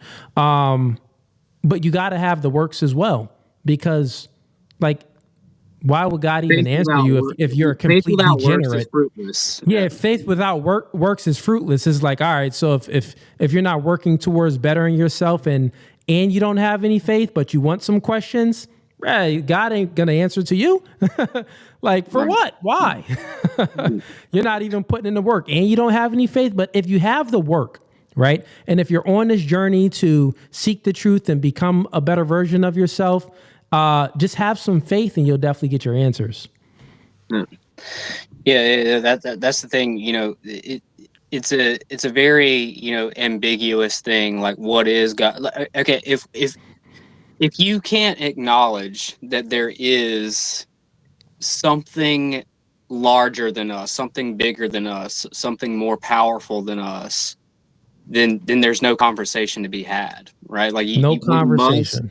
We must acknowledge that there is a higher power. What is religion is simply a human a fallible human interpretation of what is God. Of trying to understand God. Yeah, exactly. Yeah. So if we can't at least acknowledge there is a higher power, then there's no path forward. So we must do that first. And then, we as humans, we are fallible, we are finite, and we need, even if it's incorrect, we need an unerring, unchanging standard at which to adhere. And if we don't have that, then we have tribalism. And I think that's largely a part of the problem in America, the West in general, and America in particular. We've abandoned the societal glue that is our religion, Christianity. I mean, this is a Christian nation. Yeah. And we can have Catholicism, we can have all these different denominations, but as long as we acknowledge, okay, there is, because that's the thing, we all know, like, certain like, don't steal, don't murder, these things. These notions aren't inherent to the human condition, right? We have to have had something that is bigger than us, that taught us these things. Like, we didn't just wake up one day and, you know what, stealing's kind of bad. Maybe we shouldn't do that. Murdering is kind of bad. Maybe something taught us that. We came through that through what must have been the influence of a higher power. Now, I guess we could say we're in the land of the free, and we can choose, which God that may be. But I think it's pretty apparent with our current. We've gotten so prosperous because of Christian values. And I think the reason we're in such dismay at the moment is because we've abandoned this notion largely. Yeah, we went so far away from it. Yeah, no, that's true, man. That's true. Uncle Tiger came in here to speak some facts for the first time. Shout out to you, Uncle Tiger. Appreciate it. What's your real name, man? My name is Tyler. Tyler. Okay, Tyler. Yeah. So it's Uncle Tiger because my nieces my sister's children are very young and they can't say Tyler yet, so it just They comes say out Tiger. Tiger. Yeah. Okay. Shout out to the little nieces, man. Yo, listen, man, I appreciate you calling in for the first time. Also, I do appreciate the support. You're always supporting the channel. You've been supporting for a while now. So pleasure to finally speak to you face to face. Well, at least through stream, at least. And chop it up with you, get to know you a little bit more, man. Any thing you want to shout out or anything you got going on? No, man, you're trying to get debaters. I won't take any more of your time. Appreciate that, man. Have a blessed one, man. You too. Thank you. Peace. All right. Everyone that's tuning in, get the likes.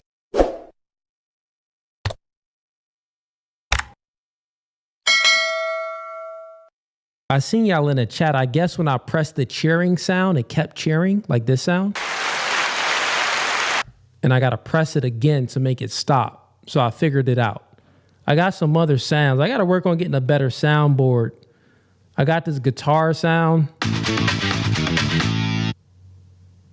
That junk trash though. This confirmation sound.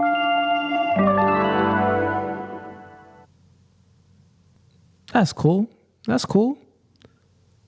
And then I got the sound that I'm always going to give to Yo Boy Lean. Here's the sound to always give to Yo Boy Lean.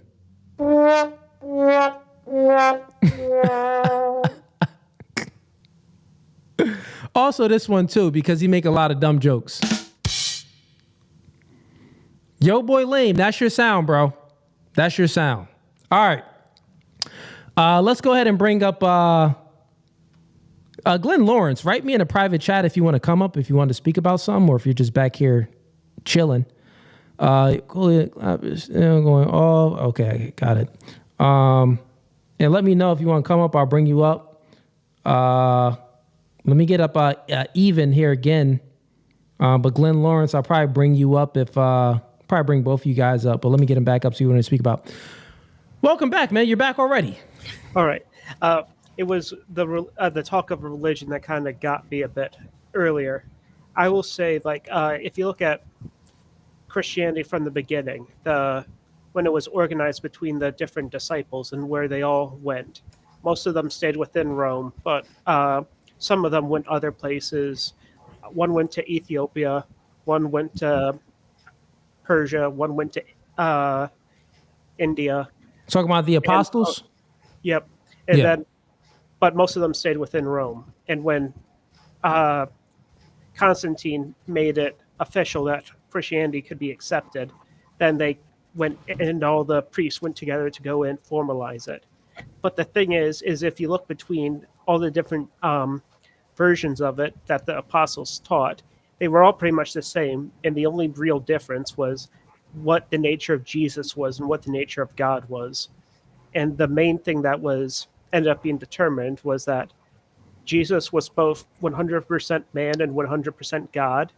And the second thing was the Trinity that was established. But those were the only real differences. The only major thing is that there was some small cults that kind of hooked onto Christianity, like Gnosticism, that thought that the world was evil and that you need to find a way to escape it, kind of like Hinduism They or also Buddhism. said like the flesh was evil. Yep. The flesh was evil. The spirit was divine. Okay, so they had like different ways on how they interpreted the script, and also gave certain different prescriptors on things. Yep. Yeah, but they played a big role in the Puritan culture towards the Puritan and then the Victorian stuff later on.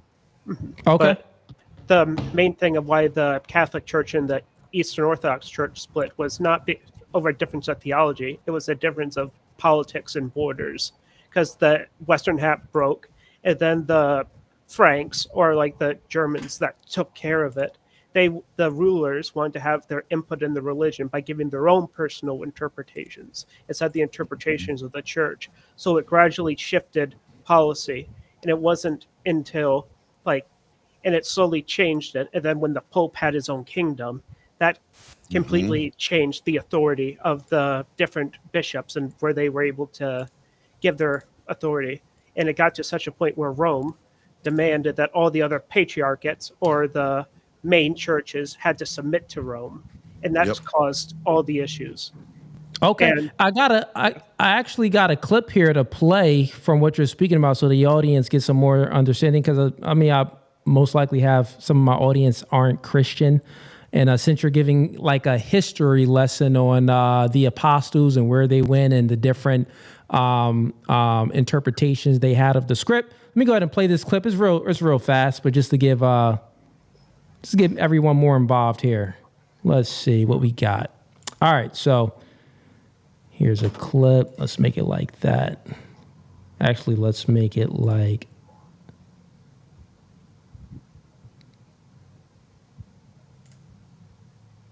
that. The 12 apostles go. After Jesus' resurrection, the 12 apostles scattered across the ancient world to spread his message. Peter went to Antioch, then Rome, crucified upside down. Andrew traveled to Scythia and Greece, crucified in Patras. James the Greater preached in Spain, martyred by sword in Jerusalem. John stayed in Ephesus, exiled to Patmos, died naturally. Philip went to Phrygia in Asia Minor, crucified upside down. Bartholomew reached Armenia and India, flayed and beheaded. Thomas preached in Persia and India, pierced by spears. Matthew spread the gospel in Ethiopia, stabbed to death. James the Less stayed in Jerusalem, thrown from the temple. Thaddeus, Jude, traveled to Syria and Mesopotamia, martyred in Beirut. Simon the Zealot preached in North Africa, killed in Persia. Matthias, who replaced Judas, went to the Caspian region, stoned and beheaded. Their message reshaped the world, and their paths still echo through history. Where did the 12... Okay, just wanted to share that since that's what we're speaking about right now. And okay. Glenn Lawrence, you wanted to make an input on something, right? Did I hear that? Oh yeah, I was just say like when you were talking earlier about like what the other religions, world religions, I always say this, like all the other religions will tell you do these things and you'll have a good life. There's only one that says follow me, do what I do, and that's Christ. Yeah. Out of all of them, everything else says, Buddha says if you can do this, you might turn into a butterfly, you have a good life. Jesus says, just do what I do, follow me. I'm the only way. So that to me, it separates all the other world religions. It's just that. Yeah, I agree, man. I agree. Even, is there something else you wanted to bring up? I would say one last thing is I understand there's a lot of, like in America, we all have our individual desires and we all want to feel like we understand something, but some things are so overthought that it's been so well explained that most people can't really get it. Like a confessional, like the priest is there to go and help you stop that sin or try to go and help you mitigate the damage of it. Where if you were just praying by yourself to resolve it, it's really hard to keep yourself accountable. And I know with like the Trinity, it's something that I personally don't understand that well, but I have trust in the people who do. And when they explain it, I understand that they know way more than me and that I can have faith in their interpretations. And if I know that most of the things that they say are right, then I can interpret like that as truth. So that's something that I would say when it comes to Christianity, like there are those who devote their entire lives to understanding all of it, but I don't think most people who won't become like a priest or won't become a pastor or who isn't involved in the church, I think that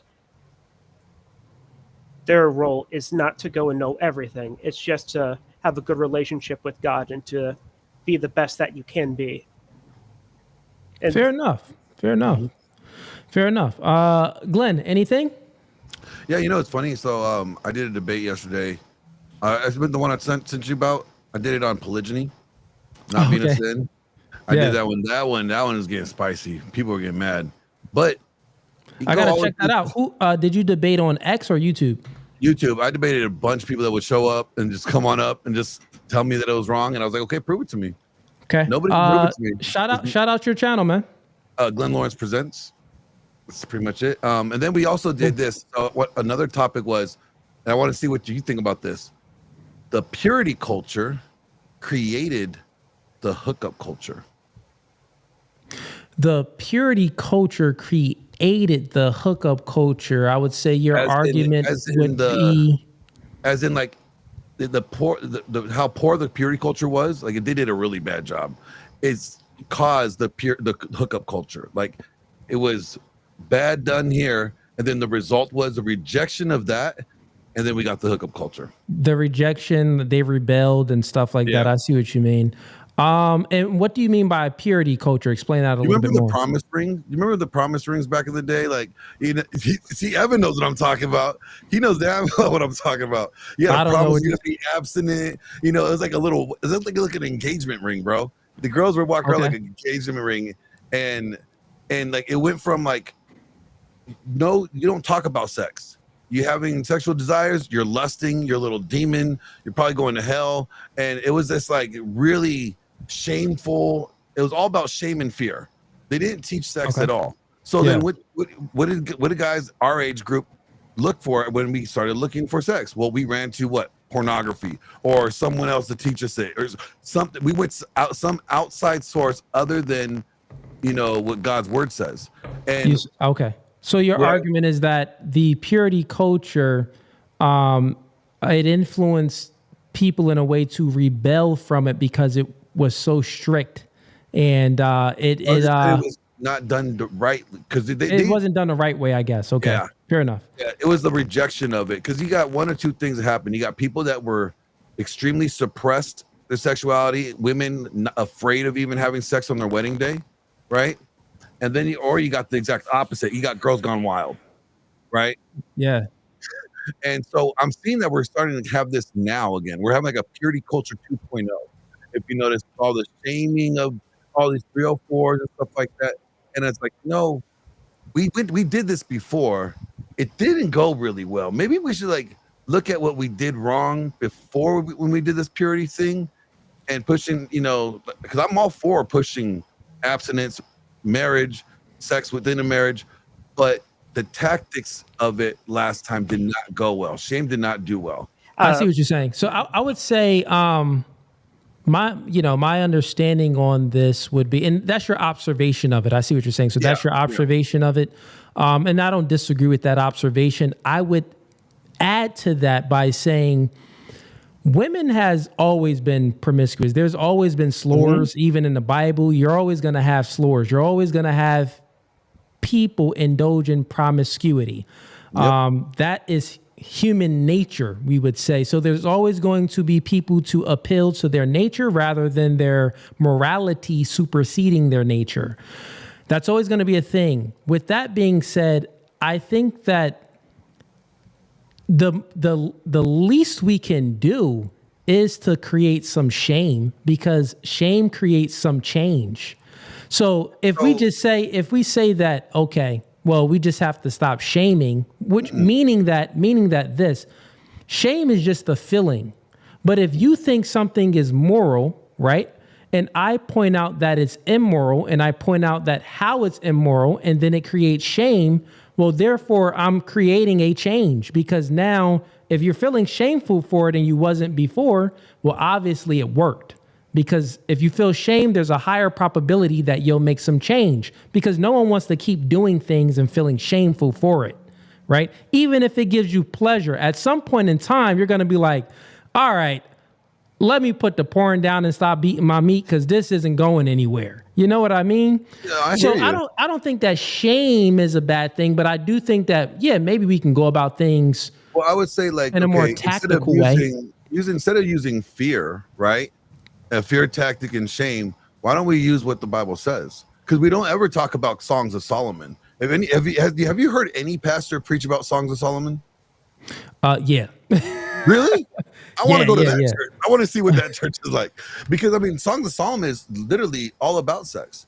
The whole thing is about sex in a good way. God's showing you it's how holy and divine it is, how your desires is he created for a specific reason. And he gave you a covenant to exercise that reason, right? We don't really talk about that, and we don't prepare young men and women for it. So we tell them, stay away from it. It's bad. It's bad. It's bad. It's bad. You're going to hell.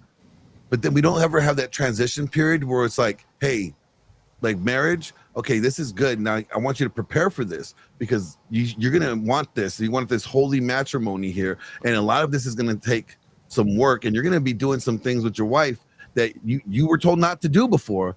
But it's good here. We need to have that transition period that I don't think we really do well in the church. Yeah, I mean, like, so I think you need both of them because, like, do we really have to speak about all of the good things about sex? Yeah, we can speak about some of those good things, but I think that once you experience sex, you already know what those good things are. Some people don't.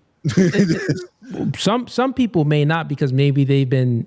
I think that you still will. Like, the only thing you won't really experience is the sacredness of it because sex is supposed to be sacred. It is sacred. So, and it is sacred. Well, it's supposed to be sacred, but most people don't operate like it's sacred. So I would say, like, if the way that like they talk about sex in the Songs of Solomon or in Proverbs or throughout the Bible, like enjoy the youth of your wife, right? Let her breast be ever like loving to you, like just like or like like they get real descriptive in Songs of Solomon, right? Like, do you think like since in God's word they talked about it this detailed? Yeah. Why shouldn't we do it when in the right setting to teach it? Because then are we not watering down the word per se? No, because I think that we already have just a human understanding of it already. And maybe I'm speaking subjectively right now. No, but even objectively, I think that we already have these tendencies as men and women to want to procreate. So since we are put on this planet to procreate, God gave us these tendencies to want to procreate with having these certain feelings when it comes to the desire of sex, right? And the most important thing though is I think it's about understanding how detrimental it can be if you misuse sex. I think that's just as I think that's more important than speaking about the great things of sex, meaning because the reason why, here's my argument, right? My argument is this. The reason why I think it's more important thinking about the detrimental things of sex, because at the end of the day, you're either going to get sex or you're not, right? So if you speak about the detrimental things of sex, well, then you'll know that you need to have some sexual temperance because you just don't want to be sleeping around with anyone. Then you'll know that, the partner that you choose, the partner that you pick plays a big stake into how your life is even going to play out. You get what I'm saying? So if you start with the detrimental aspects of it on how, damaging it can be and the dangers of having sex with the wrong person or whatever it may be, I think that's more important than speaking about the sexual experiences because you're going to experience that anyway. I think I would not want to lead with fear. That's kind of like fear mongering in a sense. I would lead with that. It's not leading if you're starting off with that, then that is leading with it, right? Well, no, I didn't say like starting off with it. Of course, you can start off with saying the good things about it. Sex is sacred. You should choose a partner that shares the same spiritual and values that you share. You should have all the things that it says in the Bible. But what we don't do is like I don't think we teach young men how to discipline their desire, right? That drive, because it's why? Because all men are still trying to have discipline with it till this day. Well, I mean, that's true. It is true. Nobody has mastered that. Listen, nobody mastered it but Jesus. Listen, man. Listen, what I've learned was this. The desires ain't going nowhere. Forget about trying to stop the desires. It's kind of like it's kind of like this. It's not stop them, but channel them. right? You channel them. It's kind of like this. Yeah, you're always going to have emotions. So you should channel your emotions in areas where it's going to be beneficial to you and is going to lead you in the right direction of being successful or accomplishing a goal and so forth and so on, right? That's the same thing with that desire of having sex. We got these desires, but we do need to channel them in other areas where it's going to benefit us. But listen, man, most people ain't accomplished that at all. Martin Luther King had hoes. He had many hoes, okay? But what's so funny is it's like I see that like we got men in the church, like 76% of them self-reported to be addicted to porn, right? And it's like, well, then the purity culture failed. It failed. If we have all these 304s that came, that were influenced by the church, because a lot of people went to church. Not a whole lot of people did not have some connection to a youth group growing up. Yeah. Okay. So the purity culture failed if we have people in our generation and younger that are that much addicted, that claim to be Christian, to be that much addicted to pornography or in pornography because they were the girls, right? So it's like the shame aspect did not work very well. And that's what I'm getting at is like if the end result of it is, it may have saved few, but the masses, it didn't do anything but either push them into it or, it's a spectrum, right? Either they're... Glenn, to go and speak on that, I kind of get what you're saying, but I feel like there are certain aspects of purity that kind of like do need to be observed in the Bible. Like absolutely in church, like the veil is something that was commanded to go and do. And and I understand that in Islam, they dial that up to 10 with the burqa where they cover everything. And sometimes, and even just walking out the head covering, right? For the woman? Like the most common one we see is the hijab, which is just like a scarf. But yeah, I was thinking more of like the ones that like cover everything. That looks like a ninja costume almost. But I can understand what you're saying, where I feel like we should be able to go and recognize sex for what it is. I don't think it should be promoted because I think that's an aspect that hasn't been acknowledged. It's been pushed heavily. It's been heavily pushed for like at the end of purity culture by non-Christian groups to go, and the purity culture was going and satirized and criticized consistently by Hollywood songs, music, and everything. Basically going and fueling people to rebel against it. But that was a result due to the poor like structure of it, right? When you are telling people like, the little boy, young men, teenagers that get, look at women and they're lusting, they already committed adultery, right? So they're going to hell. Think about these kids like, oh man, I looked at her, I was checking her out, now I think she's hot. Now I'm lusting after somebody else's wife. I'm going to hell. Jesus said, if I do it in my heart. Now they're like, okay, what's the point then? I might as well just be, I'm already going to hell. I might as well just act out. That's the extreme of it. And I say that's not where a lot of it was, but that's to the extreme, and that's where like Hollywood, the music, media was all pushing against it because they were writing off those experiences, in my opinion. Yeah, and I think that the problem was that the approach of the purity culture was very disjointed. Like, and that I think that's a problem with Protestantism in America. Like, it's so divided, and it's hard to get a unified front on most things because some are more theologically liberal, which means they don't necessarily follow the text exactly, and then there are some that are overly fundamentalist that read everything literally when the Bible is meant for interpretation. Like I think of like Catholics and stuff like that. Like you look at them and they seem like they're not overly stiff with their religion. Like over in America, we can see that. And fair enough, fellas. Fair enough, fellas. Listen, I want to go ahead and good conversation. I love this part of the convo, but I want to get some debaters in here. We got a few other people backstage that I want to get up. I was going to debate you. One more debate. I was going to debate you about what, man? We normally agree on everything. Polygyny not being a sin. Oh yeah, I mean, we spoke about this. It's not a prove you wrong because I can't even. I wouldn't be able to prove you wrong. It'll be hard to do. I'll leave you with this. I had this Orthodox guy tell me, like, the Orthodox Church, church fathers and everything said it is wrong, blah, blah, blah, blah, blah. I pull up Augustine. He's a patron saint for the Orthodox. His own words says it's not a sin. And I was just like, I'm done. Yeah, it's the proof. The proof, you would need a scripture. You would need, and it isn't a scripture There's that not a scripture can that will say prove that. So, No. if anything, it'd be more scriptures that would prove that it's in its favor. But good conversation, man. I say it's not a sin, but it's not promoted. It's a perversion of what God created, but it's not a sin. So it's like, you got God said, this is good. This is less good.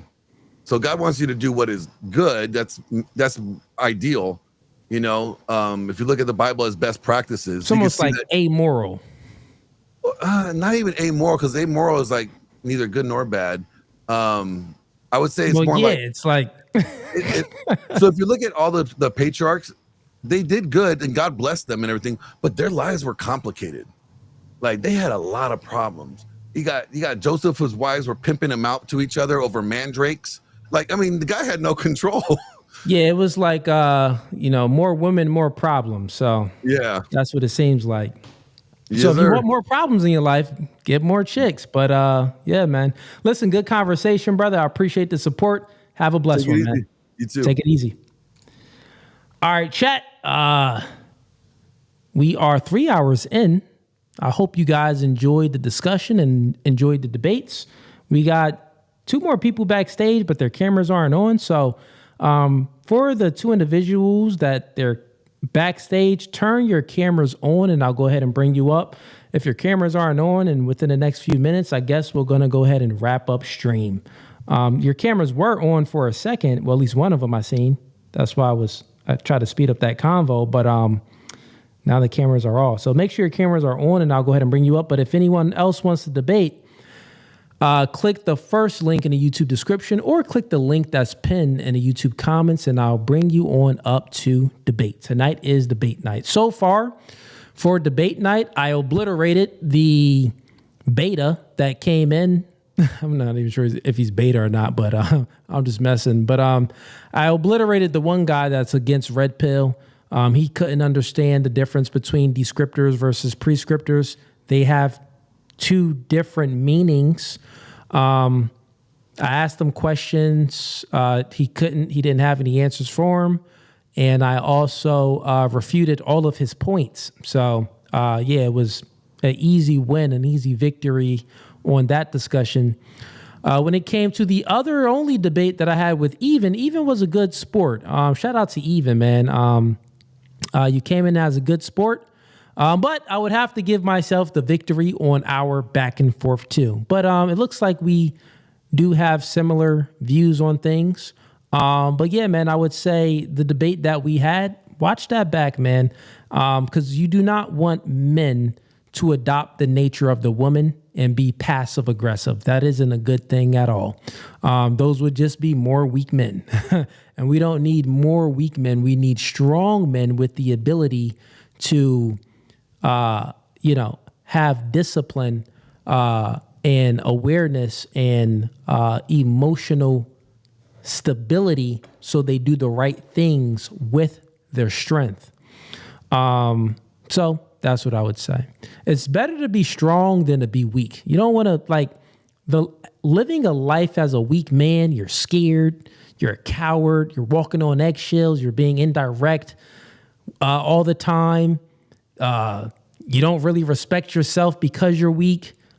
Your chick don't respect you. Your peers don't respect you. It's a bad human existence to live a life and be a weak male. You want to be as strong as possible. You want to literally become the beast. Become a beast. But then wield that and have it under control. That's what you want to be as a man. Because, I mean, if you're weak as a man, that's the opposite of masculine.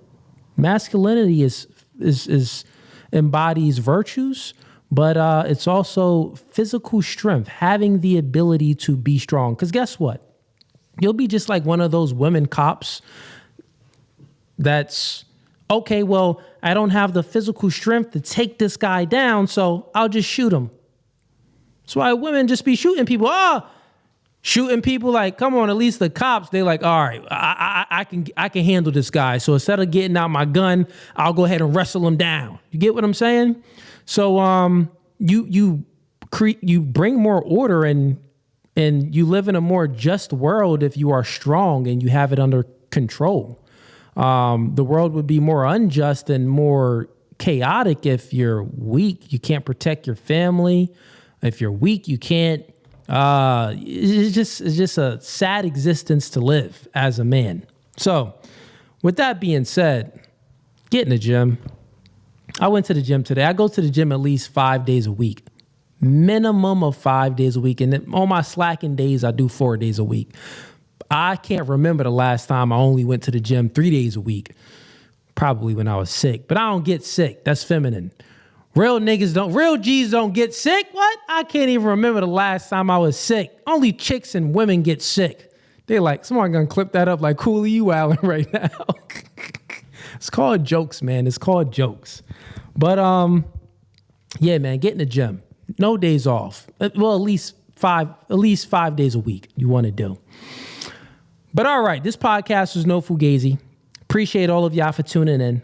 Like the podcast before you go. I see those two people that was backstage went out, so fair enough. Looks like they don't want the smoke. The next stream will be Thursday. If I don't have a one-on-one debate, which I'm waiting for a confirmation from this individual for a one-on-one debate, then it will be reactions. Since I didn't really react to anything. I did like 2 reactions, and then the most of it was debates and discussions. So Thursday we'll do reactions. And we may open it up for open debate on Thursday. Possibly. It's a possibility we may do that. So just stay tuned for any people that want to debate on the next stream.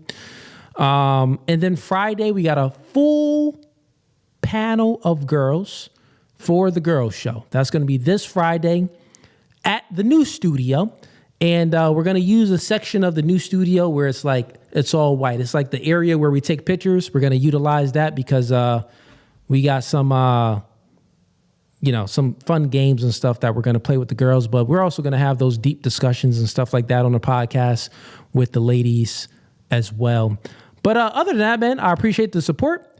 Thank you for tuning in to No Fugazi, and I will see you guys on Thursday. Peace. No.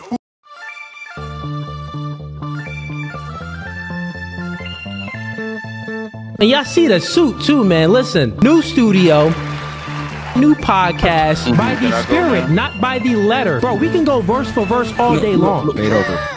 Doing new things are okay with understanding the reality that we are in competition with one another. But you ladies think that you're special. You are in comfort.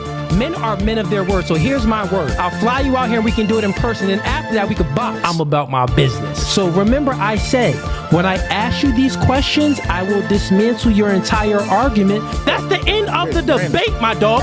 I'm 39, but I don't look your typical 39. Belly. Yeah. You look 39. It's okay though. That man isn't intimidated by a woman like you. He's annoyed by a woman like you. Because a man doesn't want to date another man. He wants to date a woman.